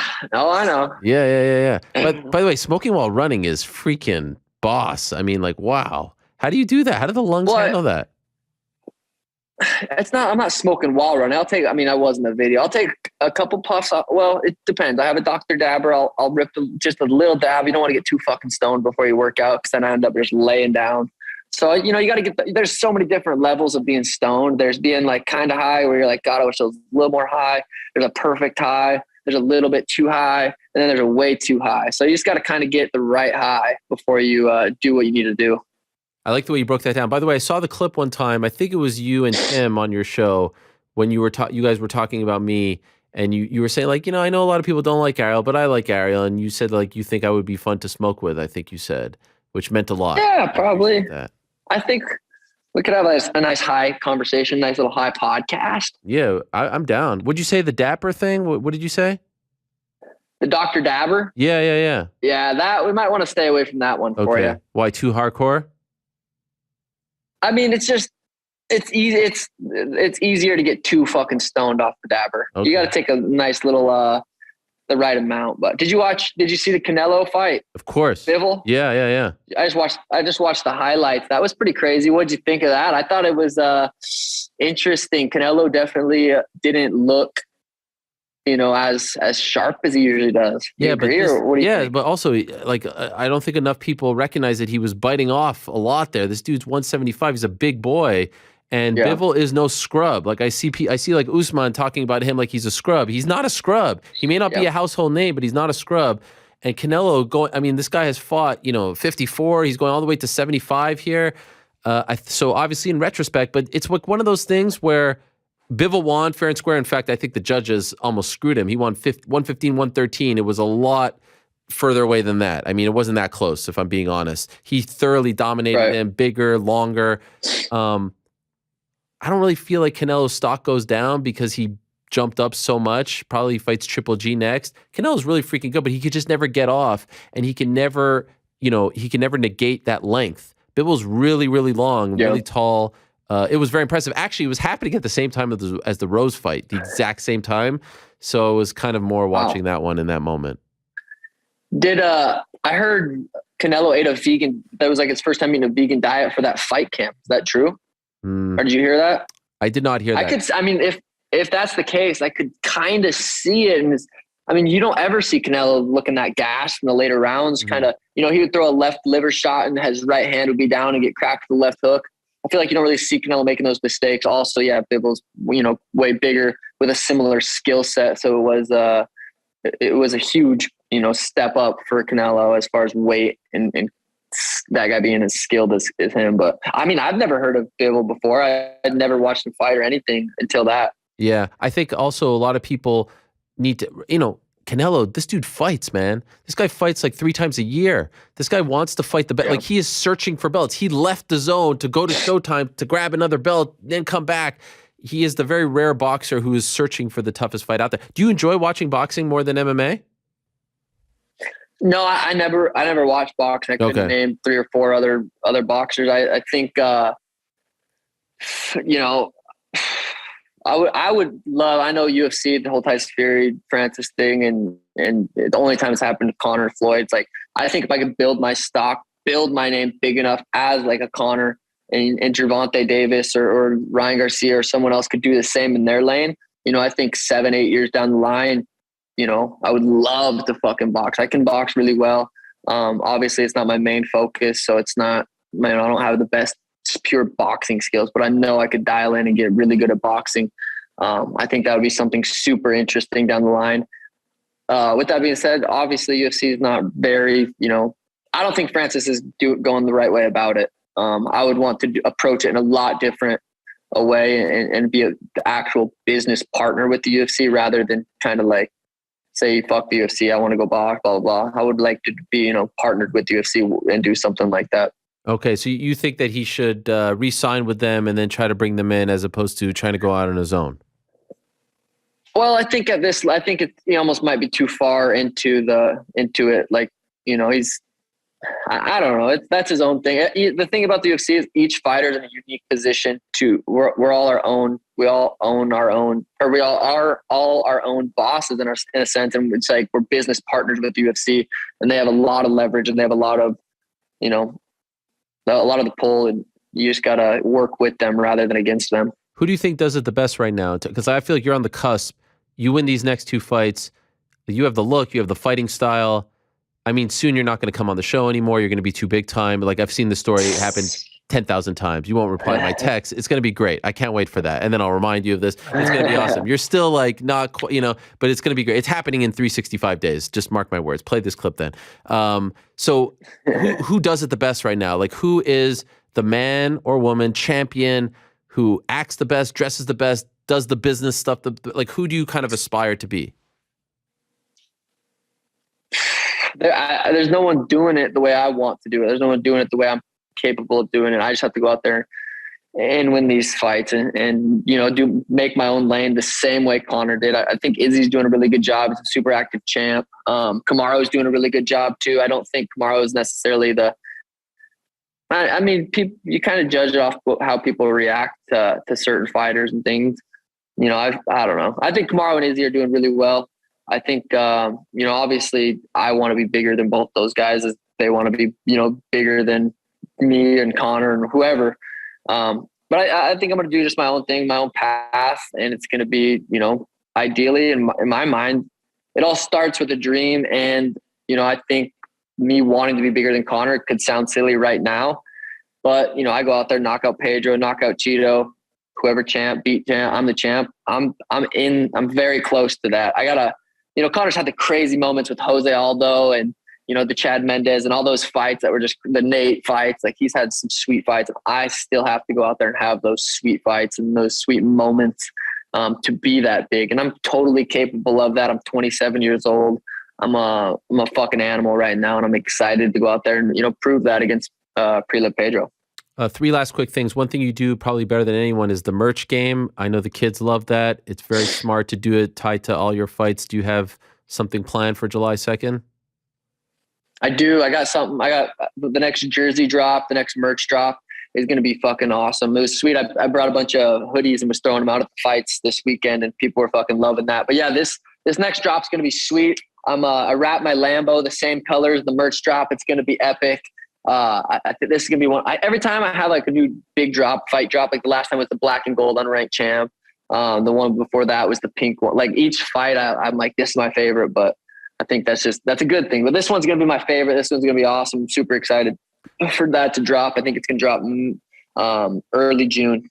Agree or disagree with Oliveira being stripped? I disagree. I think if there was the questioning about the scale that it's half a pound and he was, last time I fought Paiva, Charles fought Dustin. Charles was walking around Thursday night on weight. I was like, what the fuck? I think, I'm going to go to bed 3 pounds over it so I can sleep a little bit and then I'm going to wake up and cut the weight. Some people, Charles was walking around on weight before, Thursday night. And I think I heard someone say he was, same thing. This fight, he was walking around. I think he tweeted or something. He was on weight. So I think that's that really sucks. I look at him as the champ. I'm pretty sure everyone's going to look at him as the champ, what he did to Justin and, what he's been doing. So, I think he's the champ, but it's not fair. If the scale was in question, it's not fair, especially I think he would have tied Khabib's number of title defenses. So that sucks for him. Last thing, and it might just be because we have a very clear shot of you right now. Do you have any new face tattoos, or am I crazy? Fuck, I forget at this point. What are these? I feel like there's a couple. What's the one up top right here? Oh, that one says "breathe" in the mirror. Reminds me. Forget to sometimes. Hold my breath all day. That's the one, I see that and I go. That's the one over the eyebrow, or is that the one on the hairline? That one's you got breathe. Breathe. Yeah. What's this? Dreamer. Mm-hmm. This one says dreamer. This one says sugar. This one says love. There's a little heart there, a star. I'm a fucking star. A little flower, just cause. I don't know. Just little fucking. Yeah. Like a bunch of emojis on my face. No, I love it. Are we gonna go with more, or is that it? I don't really. I just kind of just happens. I just hit my guy up like, dude, you need a little something. You should get a little heart. You think so? Or something. I think it'd be sick. I feel like you're you're your own boss pretty much. I know. Take a dab, get a little face tat. Just live life. Yeah. All right. I'll let you know. Sean, you're the man. Thank you very much. Looking forward to the fight. Appreciate you coming on. It'll probably just be a couple more times and then you'll forget my number. But for now, I appreciate it. It's great to talk to you. Ariel. You're the man. Thanks, Sean. You're out. There he is. Brother. Sugar Sean. Big fight coming up July 2nd. Big fight, biggest fight. You can make the case. He fought Cheeto. Cheeto wasn't at the level that he's at now. I would love to see that rematch. And I feel like Cheeto would be down to see that rematch as well. Maybe I'm wrong.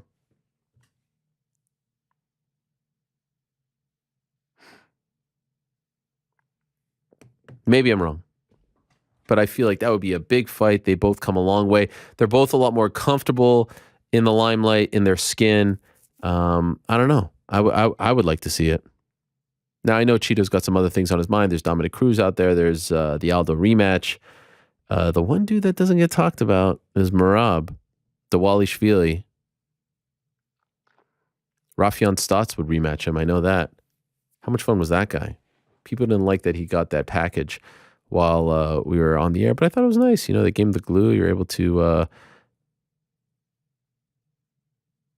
put it all together. By the way, anyone who's complaining about the Rose Carla fight clearly didn't see the Czech Congo Ryan Bader fight. That was the worst fight of the weekend, not Rose versus Carla. I mean, did you guys see that? GC, did you see Czech Congo versus Bader on Friday? Yeah, watched the entire thing. It was better than... No. Dude. What are you talking about? He at least did something. Like, he took him down and oh my God. Dude, they were doing nothing. Dude, the first 2 rounds... It was a war of attrition. I love how you're selling this. Like, Ryan Bader clearly won that fight. Like, he 50-45'd him. Like, he did what he had to do. It was a huge guy in Czech Congo. He took him down every round and like, he dominated the fight. Rose and Carlo, did nothing. That should have been a draw. Like, I disagree with that. I think Rose Carlo was worse. I couldn't disagree more. First of all, Czech Congo in France, getting this fight, 45, the rematch no one wanted. Crowd was hyped for a second. Romero looked, that was fun in the co-main. He was measured, but he was almost methodical and assassin-like, and it was like this lion stalking his prey. No problem with the Romero fight. Good to see him back on track. A lot of OGs getting big wins on Friday in particular. Pettis, Rory, Romero. That fight, come on. There was some... I don't know. Shaheen had a great point regarding Izzy Romero. Even Ngannou Stipe back in the day, when you're kind of sitting and waiting for something to happen, it passes the time. I felt at no point, like when Congo Bader started, I felt like we were in for a 25-minute fight like that. At no point did I feel like this fight was going to end at any sort of point. Like, don't blink, We've seen Rose pull off these great finishes, head kick knockouts, flying arm bars. I don't know. I was more tuned in. Now, again, I will say full transparency. I was dual screening it at the time. So maybe because there was something else going on at the same time, I wasn't as zoned in and locked in and wasn't as upset and offended by it all. I don't know. There was also a UFC championship fight on a Saturday night. Yeah, so what? You know, Bellator in Congo. Paris. It was Friday afternoon here. You know, you're a little bit sleepy. You get that 2:00 feeling or whenever it happened.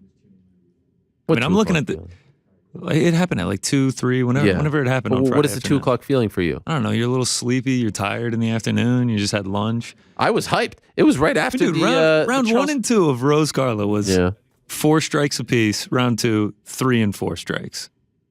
Okay, and what was Bader Congo? Round 1, well, Bellator's they lack on the stats. Yeah, they do. Can't really pull them up. Round 1 was the biggest 10-10 in the history of 10-10. Like, if you were ever going to give it, they both went 4 of 19 on strikes, 0 takedowns, 0 control time, stared at each other. Like, that's a 10-10 to me. But by the way, when I'm playing chess with my son, let me tell you something. First move I make ain't a checkmate. Okay? Chess match. I mean, dude, Ryan Bader dominated him. He did what he had to do. Like, I don't get it. Like, I don't think either of those women won the fight on Saturday. Whereas, so you think it should have been a draw? I really do think it should have been a draw. 2-5. So Rose should still be the champion, your opinion? 3-5 Rose and 2-4 Carla, round 1, 10-10. Wow. 48-48. It's not a bad scorecard. Actually, Carla didn't really sell me on her thinking that she won in the interview. Dude, because did she win? She landed 30 strikes, got 2 takedowns, had 22 seconds of control time. Why does it seem like Rose getting all the hate? I guess Shaheen is right on that. She lost. Like, would it have been a robbery had Rose won? Well, it's probably because a lot of people thought Rose should have won, so they're more almost disappointed in her, right? Yeah. Poor Rose feeling like a shitty human being. She said that in her post. Anyway, more of this talk to come. We have to recap your picks. I think York Ric is stopping by. That should be fun. First, though, quick word from our good friends over at DraftKings Sportsbook. I like this. What is this? This has a very Mediterranean feel to it, Frank. Good. It's a little belly dancing, right? You're right. I feel like I should be smoking a hookah right now. I feel like you should be reading that script. Have you ever smoked a hookah? I don't have to answer that. Why? Is that too... I mean, between you and Sean and getting all weird on his contract... First of all, how about Sean saying I work for ESPN a year later? Second of all... pretty funny. How We're about assuming that you were asking about his... Yeah. Why does everyone get so weird about that? I'll tell you about everything. Eyes, I think. Okay, do you want to start the music again so that after the show you tell me we have to have another ad read?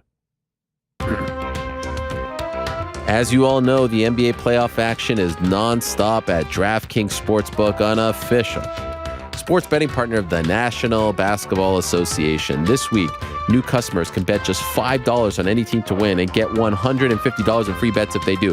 Listen to this.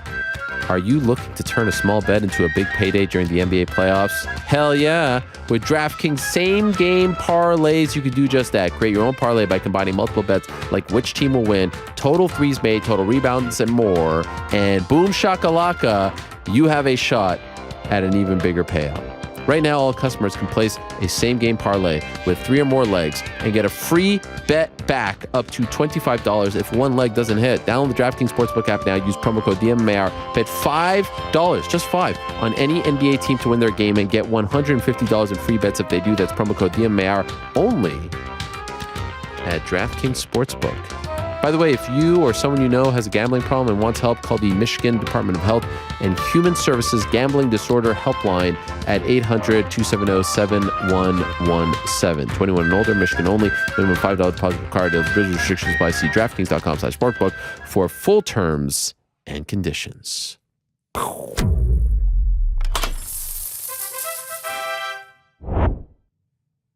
Ah, look at this guy. Nice of you to show, Mr. York Ric. Hello, how are you boys? Oh, even the audio is just a little bit. It's not quite Shaheen level audio. Yeah, we're trying. We're trying to get there. Everything okay? All good at home? All good at home. All right. God bless. Good to have you both here. Why is Connor laughing so much over there? And you're saying something underneath your breath. Yeah, the lower third. I made a whole new one today to not cover the bug, and it still covered the bug. I screwed it up. Yeah, I was just apologizing to you. Oh, okay. Just some behind the scenes stuff. Yeah, I saw you smile. I wasn't sure what you were smiling about.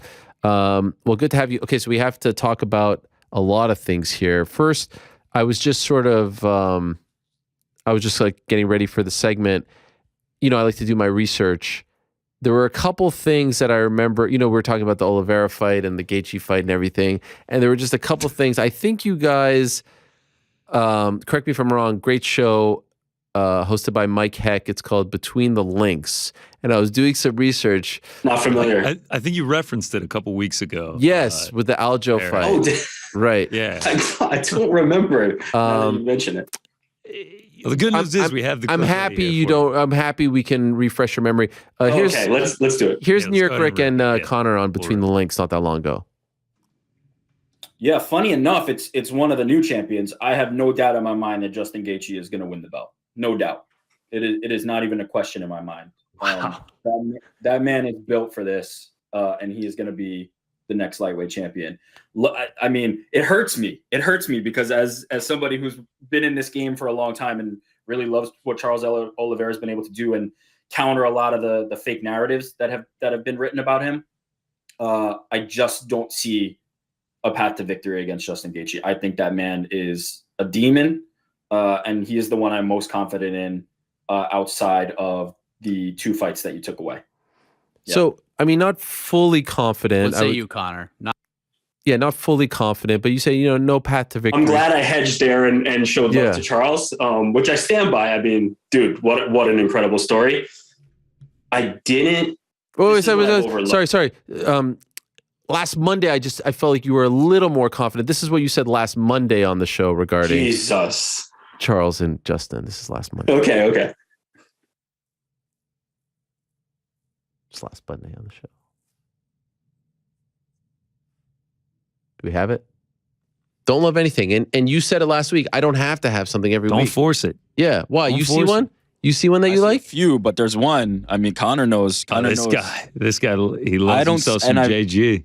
Justin Gaethje, that is a tasty, tasty line. I think he said to me he sees no path to victory for Charles Oliveira. Wow. The man with the most finishes, most submissions. Let's rewind to Between the Links, hosted by the great Mike Heck. Yes. You'll recall we did champions coming up. Who's gonna win in defense? So far, I'm perfect. He is. Honor not. Yes. I picked Aljamain Sterling. I mean, I don't want to, bury H. H picked Aljamain Sterling. Yeah. I did indeed say I don't really see a path to victory for Charles Oliveira in this fight. I don't think that Charles is going to be able to get him down or get his back in a scramble or anything like that. And if he is standing in front of Justin Gaethje for 5 rounds or less, I don't see the legs holding up well. I don't see the face holding up well. All right. I think Justin Gaethje is gonna put it on him. Okay. I mean, that felt pretty much the same. I don't know if it's a roll. No, well, twice, it was just kind of, it was like 2 weeks later. We just wanted to make sure. I made the pick and stuck by it. Unlike most guests. I do have to say, we cut off the Between the Links one. I clarify with Rick. I say to him there, I'm like, not one path to victory for the man with the most submissions in UFC history. He can't take his back and choke him out like he has everybody else. And Rick says, nope, no chance. Your thoughts? No. My thoughts, before we rolled the unnecessary second clip, I thought that there was no way that Justin wouldn't be patient in the fight, which I don't think he was. I don't think he was quite impatient. But what I didn't count on, and I should have, and it's on me for not, Charles rocked him early, like rocked him good to the point where Justin didn't know where he was at, and not dissimilar to Khabib, where at a certain point he hit the ground and he was out of his depths.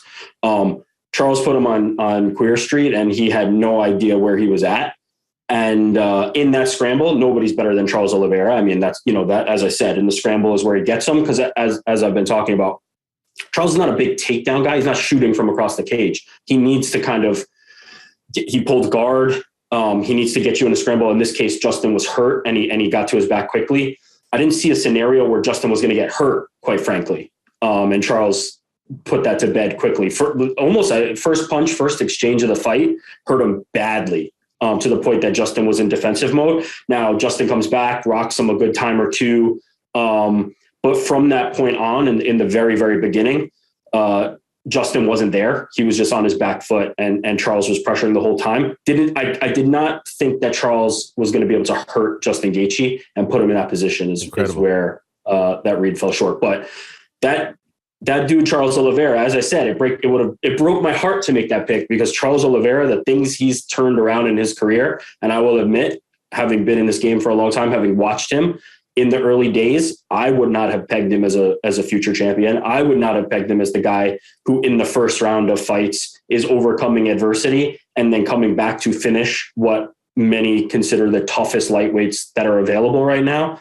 I have been more skeptical of Charles Oliveira than I've needed to be based on the resume that he submitted. And it ended Saturday night. I will no longer doubt that man.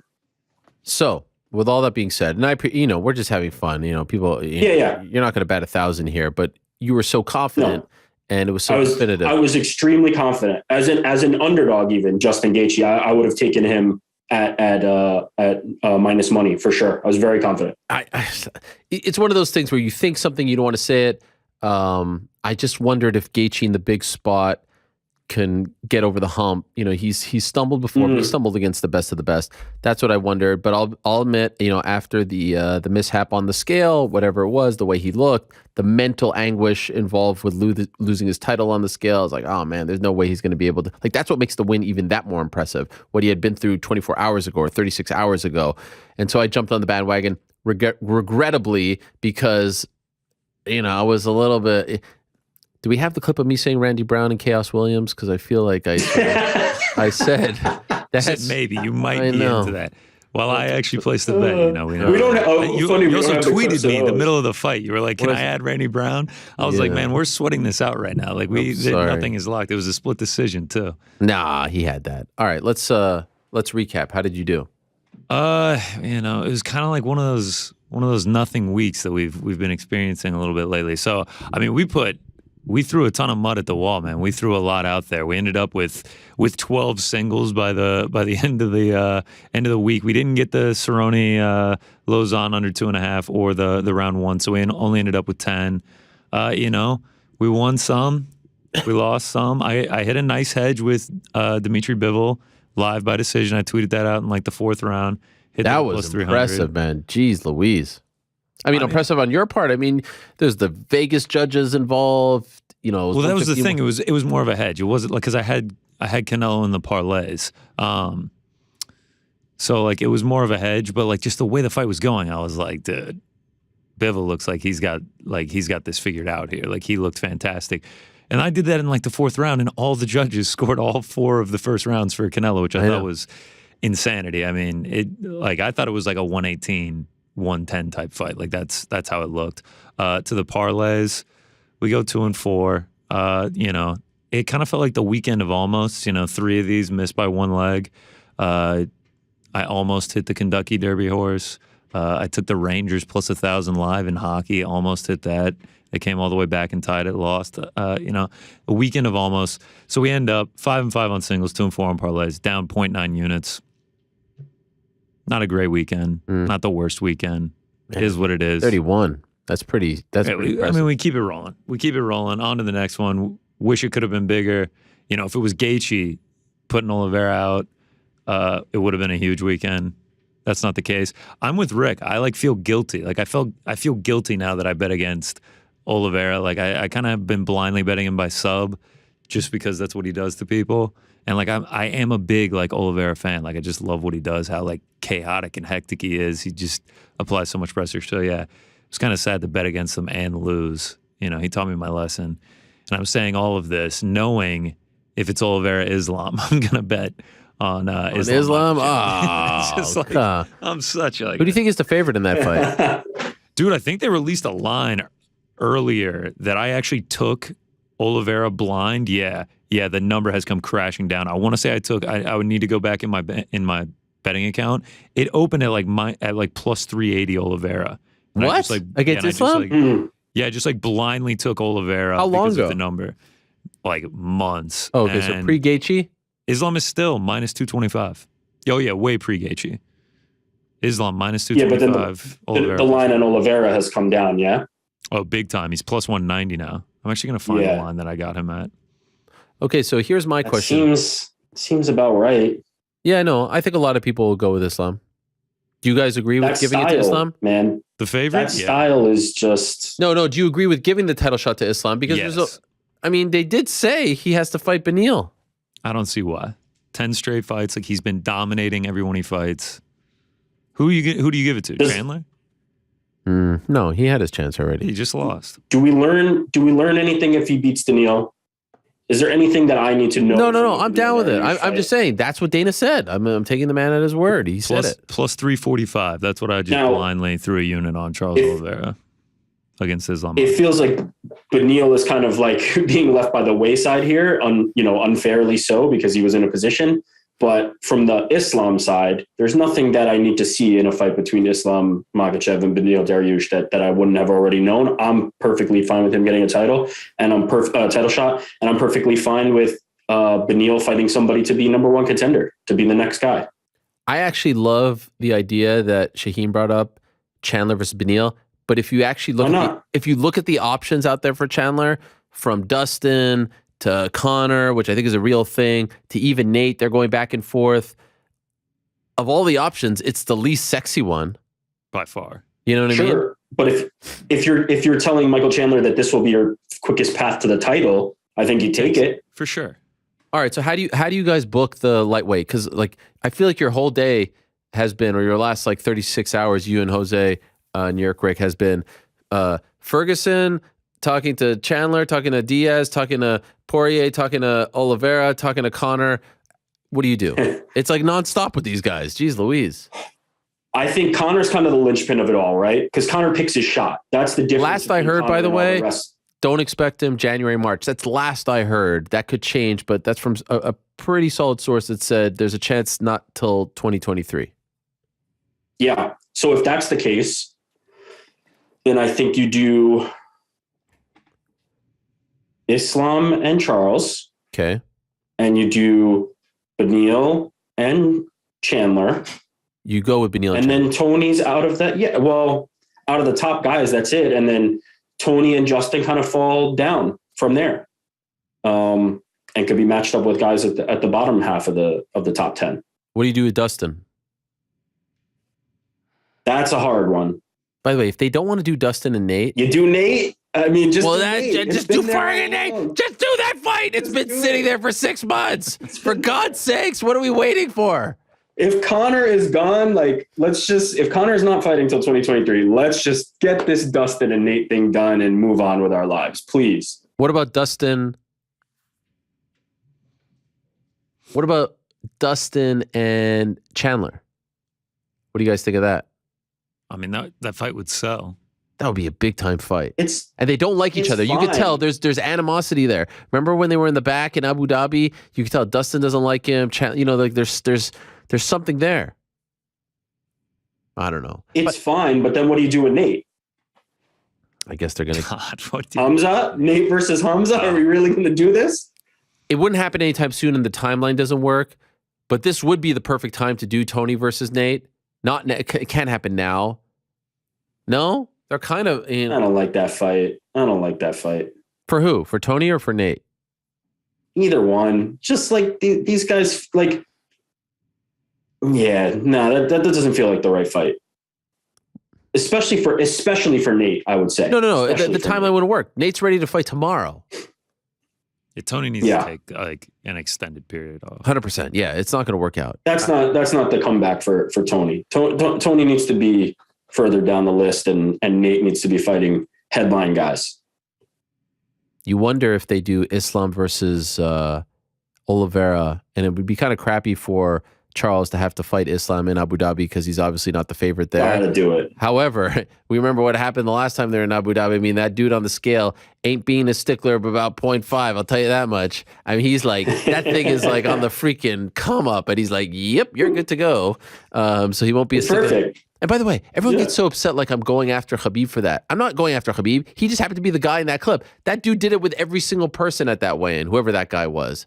I think works for the UFC. Like when they're overseas, most of the time it's a UFC guy. So chill out with your freaking death threats and everything. You've also thrown, your go ahead, GC. I was gonna say people also point to DC with the towel. Like Khabib is grabbing both the dudes next to him. And by the way, I gave DC a ton of crap for that about the towel thing. I was gonna say Helwani throws DC under the bus. His supposed friend throws him under the bus too. So nobody's safe. Exactly. It's not to. You can point to that. It's not to make fun of them. And by the way, GSP Nick Diaz, they freaking rounded down with GSP on that one. Your hero GSP, your best friend DC. So before you come at me with your anti-Khabib rhetoric, just everyone's out there catching strays over here, okay? I tell it like it is. Everyone wants to try to convince themselves that I have some sort of... Meanwhile, I say Usman's the pound-for-pound best. I freaking pick Gaethje. There is... They try to convince themselves of this anti-dominance MMA thing that I have... Like I say, Islam is the man. I called Khabib Michael Jordan. Shut the fuck up with this. Enough already. Leave me alone. And don't follow me if you don't like it. Golly, enough already. Oh boy. Ali out there with his fucking vague death threats on me. Yeah, next time I see you. Okay, buddy. Just like in Houston. A vague death threat. Yeah. I feel like that's like an oxymoron saying. Every time. Just like I see you. By the way, how do you know about what I'm tweeting if you have me blocked? Someone answer me that? Oh, I thought that was a rhetorical question. No, I just, yeah, I guess. Burners, bro. I mean, there's ways. He runs every one of his fighters' account and look. Get out of here with this nonsense. Stop being so damn sensitive and picking your shots, all right? I keep it real over here. I keep it 100. I don't want to go down. I don't want to have an extended, very long back and forth about this. And I'm ready to take some tomatoes.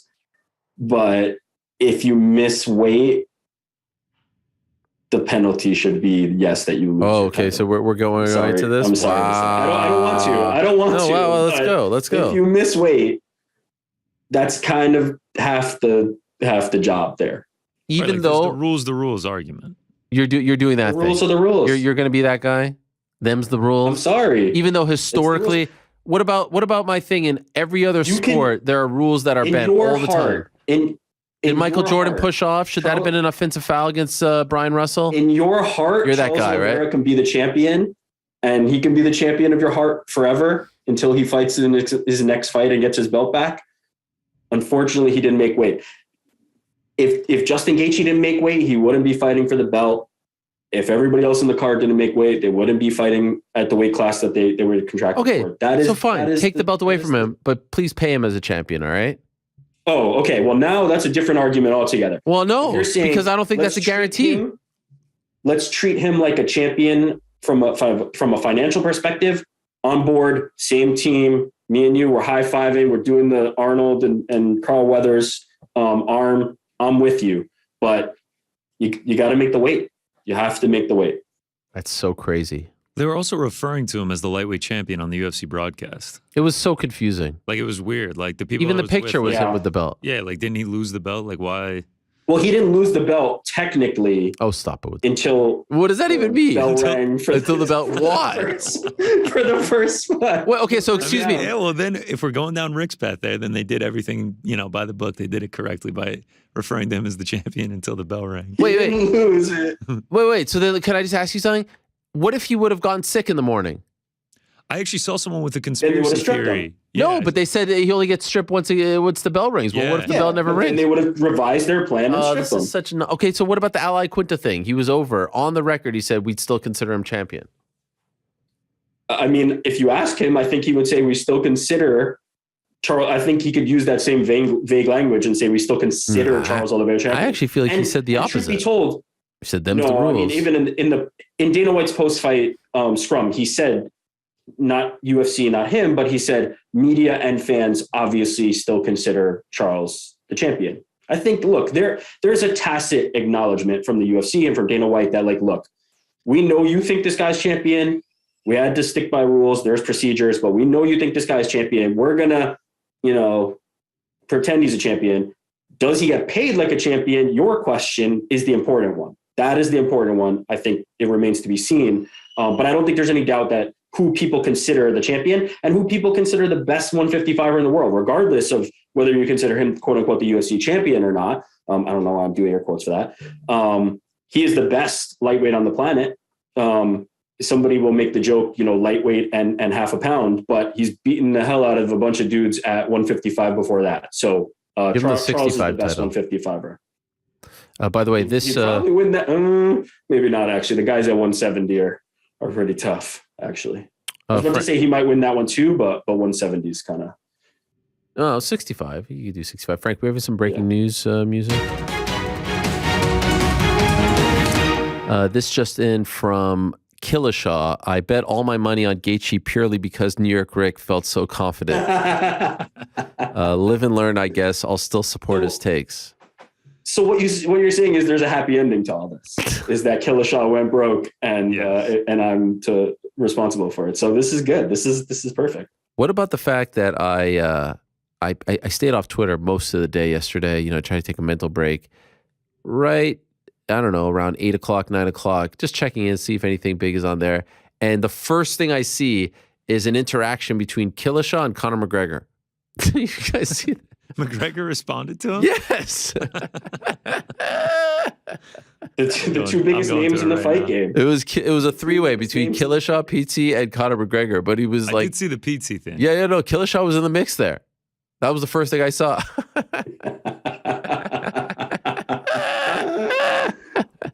Oh my God, it's just amazing. And by the way, could we give it? I mean, do we have any like clapping music? Do we have anything like that? Do we have any sort of? No. Nothing like that. No. Nothing celebratory. Nothing happy. That's what we got. I would like to give out. We like to do our awards at the end of the year, but I'm ready to hand out my social media user of the year award. I mean, GC has just been on fire. Wow. I mean, we haven't Rick seen. does this award though. Yeah, but I'm giving trying it to get in his good graces. Can he be considered? Listen, I said it over the weekend. He's in the running. He's in the running. The edit. I think you're referring to the edit. No. You're referring to the edit from last week. No. It's edits. It's edits. Yeah, but one stands above the rest. The edit. The Jurassic Park one was pretty good.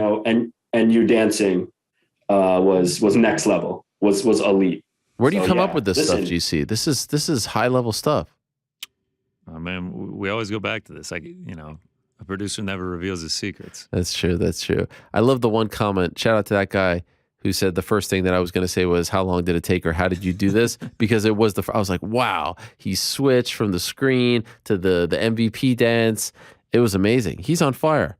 He is really on fire. I mean, I feel like there's a lot of pressure on you now to keep leveling up. I like to avoid these conversations. I really feel like the pressure builds. And then when we've got, Blachowicz, Rakic, fight days, and there's not much coming from it. That's true. And then right before I go to sleep on Saturday night, I'm like, oh, let me see what GC had to say about the fights. And he fires off like a string of just heaters about Charles Oliveira. Did you see this on Saturday? It was just like 5, 6 in a row. It was just incredible. There was one with this kid. I did not. You didn't see the kid? Bring me up to speed here. Yo, the fact that this one is getting the respect it deserves is warming my heart. Oh my God! You didn't see the one with the kid? I didn't see any of this. Let me just play it.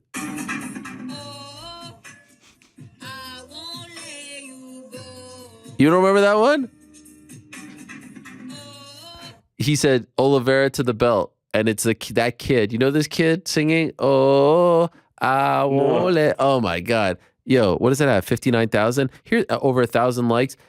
It was like a 5 or 6 just heaters. Let me ask you a question. You love to do the thing with the clips, Where do you find these clips that pertain to, like you find like these sort of generic, reaction video things? How do you find that stuff? You search for it? Nah, just scrolling on Twitter for too many hours a day and bookmarking them. So what, you save them for a rainy day and then you were like, oh, I have something that would... I've probably got like 500 videos bookmarked. Sometimes I'll you have like the Max Kellerman and Stephen A. Smith one. You did that about something last week. Like, I'd be like, where do you find these things? I mean, it's Rick's. He's in social media. My roommate's in social media. I pick up on tips. But there's this site, reaction videos or something that you always go back to. There's accounts that are just reaction videos. Am I just don't give away the secrets? Okay. Though. Why? Then everybody's going to be doing it. I've seen there laughing. That's why I always say, You don't want to talk about it? All right. I'm trying to give gives away his secrets, I'm trying to give you props here. I know. I appreciate the props. I do appreciate the props. All right. It's nice to be noticed. It's nice to be seen. Yeah. I mean, I feel like your engagement rate is very high. Bangers only. That's what we go for. With a Z or with an S? He's a high contender for the Caposa this year. He's in the mix. I give it he's to in the Paulo. mix. Paulo Costa? No. Oh no. That's not him. I refuse to believe that that's Paulo Costa. Dude, there's too many pictures that like too many memes. Yes, bro. Like the memes are so good. No, it's someone who has hacked his account that makes you it's too many memes related to him, but the man's very problematic and sometimes funny. The one with the Dana DM, what was that? Do you have to go? Yeah, the Dana thing, he posted like a picture of like Pat Barry with Dana White's face. Yeah. But then he posted the DM, but the DM wasn't really to him? No. What was that DM from? I have no clue. It you know, could have Eric? just been a fake generated one. No, I feel like isn't that a real one? It might have been, but he could also fake it. Okay, you think Paulo Costa is sitting there faking Dana White DMs? Come on. I mean, I don't want to I think he has assistants, but like, bro, we're talking about we have a video of him like doing the front kick that Michael Chandler landed. Like, what do you mean a video? Like, there's like a video of him doing a front kick, like, and it's like talking shit to Tony Ferguson. Paulo Costa? Yeah, like posted on yesterday. Like, it's like he definitely has involvement in it. Like, you gave the theory that like his account got hacked and he has no idea that this is happening. He's 100% aware that this is happening. Like, wow, respect. He just like, doesn't there's care. like videos of He him just like doesn't care. out on the town. Like, yeah, there's way too many like pictures and stuff of him. The amount of times he photoshops people to be fat is like all time. Yeah. I don't know where this guy came from. The game. Much respect. All right, did we go over everything? No, I gotta shout out the big hitters. Oh, that's right. I forgot about that. Some crazy ones. Let's get into it and run through it real quick. Yeah, Killshot was 75th, by the way. Close. Yeah, close. Almost repeated as second place. Prince of the DK League. All right, big hitter. 10-leg parlay plus 35,883. We don't unit shame around here. $1 into 359. Lupita Godinez by decision. Vergara Rodriguez over 2.5. Gato Cortez fight goes the distance. Ronaldo Roberts fight goes the distance. Ivanov, Schnell, Royval ends in a sub. Chazon Dumont fight goes the distance. Andre Fiallo, Carla Esparza, Charles Oliveira by sub. I mean, I don't know what inclines you to take that parlay. It is a lot to take in. I get why you only put $1 on it, but shout out to Knockout Bets plus 35,000. That's going to be the big hitter. Only walked away with $359 for that. I know. Make it $2. You're walking away with like 800. Honorable mentions. So shout out to DraftKings. I didn't know that this was a thing until my guy King Spartacus sent this to me. Plus 10,000 on a same fight parlay. Turns $5 into 505. He took Charles Oliveira to win in round 1. Charles Oliveira to have more significant strikes. Charles Oliveira to win by submission. And Charles Oliveira to have one or more knockdowns. They do the same game parlays in like basketball and football. Had no idea you could do it in fighting. So shout out to King Spartacus. I'm going to have to give this a try sometime. Plus 10,000. That's crazy. So yeah, shout out to DraftKings. That's a cool little addition. That is cool. Yanju, 4-leg parlay, plus 783. What makes it special? He threw $10,000 on it to turn it into 88,000. Esparza by decision. No and Oliveira Gaethje going the distance. Over 2.5 in Chazon Dumont and Tracy Cortez. And then Magic MMA. I mean, just pinpointed this. He takes Dimitri Bivol money line and by decision, plus 464, plus 700. Profits over $10,000 on it. I mean, what a fantastic fight to watch if you were going to profit over $10,000. Like, unreal. So, beautiful call on him on Bivol. So, shout out to Magic MMA. By the way, do you have the screen grab of me saying that Bivol is going to give Canelo a tough test, or no? Do we not? Come on, man. We're just reaching at straws here. No, I said it. I said it on the record. Anyway, I don't know shit about boxing, according to York Ric. I know. I went to Rick last week, the boxing expert. Oh, yeah. What did he say about that? He told me Canelo would just... I mentioned the fight, and he was just like, domination. True? Facts? Where's the evidence of this? You roll out 2 clips of me talking about this other fight. It wasn't on the air. It was behind the scenes. Here. Wow. Behind the scenes now. Likely story. Likely story. Nah, I thought Canelo was going to win. I thought if it was a close fight, he would have won on the judges' scorecard, which he probably would have, but that was not a close fight. And then last but not least, the Draft King. We got a real picture this week, too. Wow. Shout out to our boy, Nicholas James. He was tweeting at Frank. He was like, whoa. I can't even remember what all he was saying. He was throwing the heat at. He was coming after you, Frank? That's the first I heard about those. Wow, okay. I guess he doesn't check his notifications. Wait, who's he with in that picture? It's just him and his friend? No, Was that a famous guy? Fighter. I can't see you this far. I don't mean to put you on the spot. You know what? You can't. Actually, it's fine. Alex Morono. Oh. How did you notice that? I would have even noticed Alex Morono. Yeah, I'm reading his shorts. Oh, okay. I could be wrong on that. That's a random one. Well, good for him. No, yeah, that's actually, I'm looking at other pictures of Alex Morono now, and I still can't confirm that. Yeah, that's all right. Close I think enough. it's Morono. You should have just It is ran with it. Just go It's with Morono. Morono. Yeah. It's Morono. No one will know. I'm No one a- will ever know. All right. Was there anything else? Nope. I That took was from me. I took a little gander. What do we think? You're up, York Ric. You can go now. It's all right. We mainly just wanted to have you on so that we could dunk on you for those Gaethje. Yeah, what a shocker. what a shocking development. You just wanted me on so that you could dunk on So me. we could dunk on you about a pick that we also took. Yeah, we also took it. But you bullied me into it. Yeah. You bullied me into it. I mean, geez. It's social pressure. Treated me like Frank over here. I'm out of here. Thank you, New York Ric. There he is, New York Ric. Don't get rid of GC just yet. If we could do that. Is that too hard to do? I don't know. Am I asking for too much? Yeah, we told him to leave the room. I'm curious. You got a dog? Yeah, I was looking at something. Who are we thinking? MVP? I want to pull it up. MVP's a dog. Amanda Ribas? Yeah. Well, there's Amanda Ribas and there's Angela Hill. Yeah. You know what I like?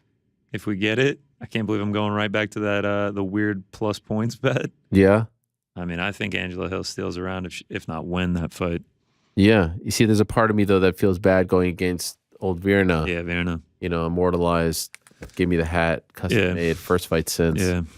But the Ribas one is sketchy to me, though, because she's moving up to flyweight. Pretty big size disparity. Also, Caitlin is she's a tough out. Yeah, I already took the over 2.5 in that one. Oh, my God. If there ever was an over 2.5. Oh, I took it, yeah. Play this clip on Monday of next week. Or it's like, when Chikagian gets a first round finish. Yes. But that feels like an over. Honestly, Angela Hill, Virna feels like an over 2.5 as well. Yeah, but that was more juice. Like I took it at minus 210 for Chikagian Ribas, so it was playable. Your boy Maximov. Maximov, huge favorite. Monster favorite. What's Jan and Rakic? Dude, Jan keeps moving up. I want to say last I saw him, he's Jan at dog. Big dog. Plus 550 at DraftKings right now. No. Yeah, plus 550. I see him plus 145 here. Oh, at DraftKings? Well, on best fight odds. They not update it? Your boys? I see plus 155 on best fight odds right now at DraftKings Sports. Wait, you said plus. Oh, I thought you said 555. Oh. Nah, I mean, that would be 155. insane. Yeah. Oh, okay. I don't know why I heard. Was I saying plus 555? That's what I thought you said, but it could be. Who the hell knows? Yeah, Randy Brown. What a great pick, huh? Yeah. He looked great in there, dude. So the H-Dow suffers a loss. It's all right. 7-1 in the last 8. Can I go 7.5 or no? I don't get credit if I just pinpoint Randy it. Brown? No. If you mention it. I don't get credit for that? No. I mean, I could have mentioned every underdog. I didn't. I only mentioned 2. But you got to take that extra leap. Yeah, like like what you did was the equivalent of like putting it in your bet slip and then but taking not the take screen it. grab, like what you accused Anthony Pettis of. I was on board with Pettis. I put him on the show. Yeah, I believed him. Pettis bet 10,000 on Canelo. Follow up that beautiful win on Friday with losing 10K. Yeah, that was a beautiful win. Him, Rory, Kayla was so down afterwards. Shout out to our boy Mike Ryan, big friend of the show. He took Pettis. Wait, of Levitard fame? Okay. I think we did the same thing last time. He took Pettis and McDonald both by sub, parlayed them up. Wow, he doesn't get a mention? Dude, you see these that I put on here? That was like plus 300. This is like, or plus 3,000. It's These pretty are like, significant. Yeah. I can only choose 4. That's why it's so tough. There's going to be a lot of people disappointed this week because there were a lot to go through. But I only choose the 4. I try to keep it pretty strict. Tight ship over here. Best number 2 promotion right now. Who's the number 2 promotion in America, in your opinion? PFL or Bellator? Who has a better product? Product, I think PFL does. They've been on a bit of a roll. I just feel like Bellator needs such like a better. I just feel like they don't capitalize enough on like promoting themselves. Right. It's interesting. Interesting times. Going the distance. I thought Kayla looked fine. I mean, she looked, She was so down on herself. Yeah, she was never in like any danger. She was so down on herself. She gets so down if she doesn't smoke the opponent, and everyone starts criticizing her as well if she doesn't run through these people because everyone thinks that she's so much better than everyone else. It's a live human being. Sometimes you're not going to be able to finish them. It happens. But she's never in trouble. She's never in danger. She's never hurt. She's never rocked.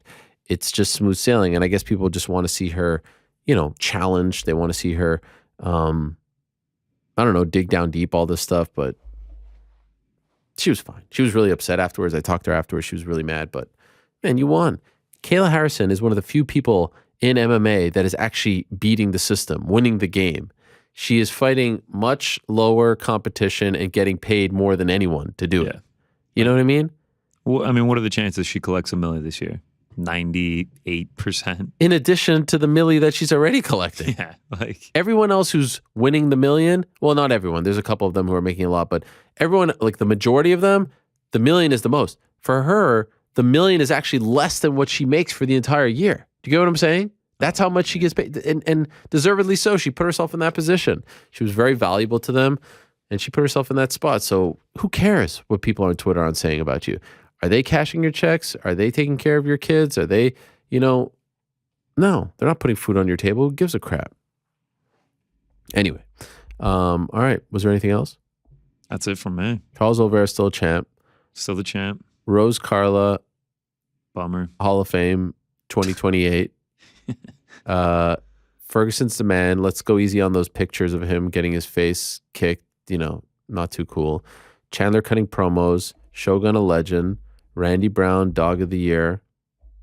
Dog of the Year. Prelims were kind of whatever. And Dimitri Bivol, I told you so. There it is. That's the weekend. Putting a bow on it right there. Thank you very much, GC. Appreciate you greatly. Thank you to New York Ric. Frank, any final thoughts? No. Okay. Thank you very much to Frank. Without further ado, you can hit my music. It is time to go. Fun day in the books.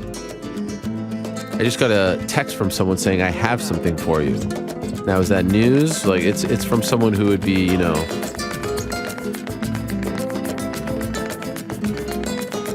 the news kind of realm, if you will. Thank you very much to everyone who stopped by. A great day, a lot to digest, a lot to discuss, and the best news of it all is that we get to come back on Wednesday to talk a little more about it all. But we, of course, look ahead. There's UFC this weekend. Alexander Rakic against Jan Blachowicz. Very important fight at 205. One would expect, if Rakic wins especially, that he's getting a title shot, right? I would think so. Fight the winner of Glover versus Yuri. That's happening in Singapore in June, the next pay-per-view. For now, though, I bid you adieu. Thank you to the team in the back. Appreciate you guys very much. Thank you to New York Ric as well. Thank you to all our guests. Congratulations to Carla Esparza on her title victory on Saturday. Thank you very much to Jared Cannonier. Thank you very much to Shaheen Al-Shatti. Thank you very much to Joe Lauzon. And of course, thank you very much to one Sean O'Malley. Did I say Sean O'Malley? Joe Lauzon. I think I said them all, right? Lauzon, O'Malley, Carla, Shaheen.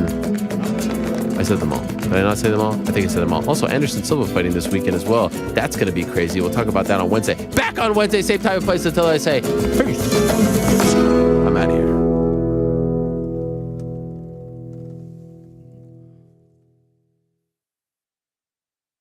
Great.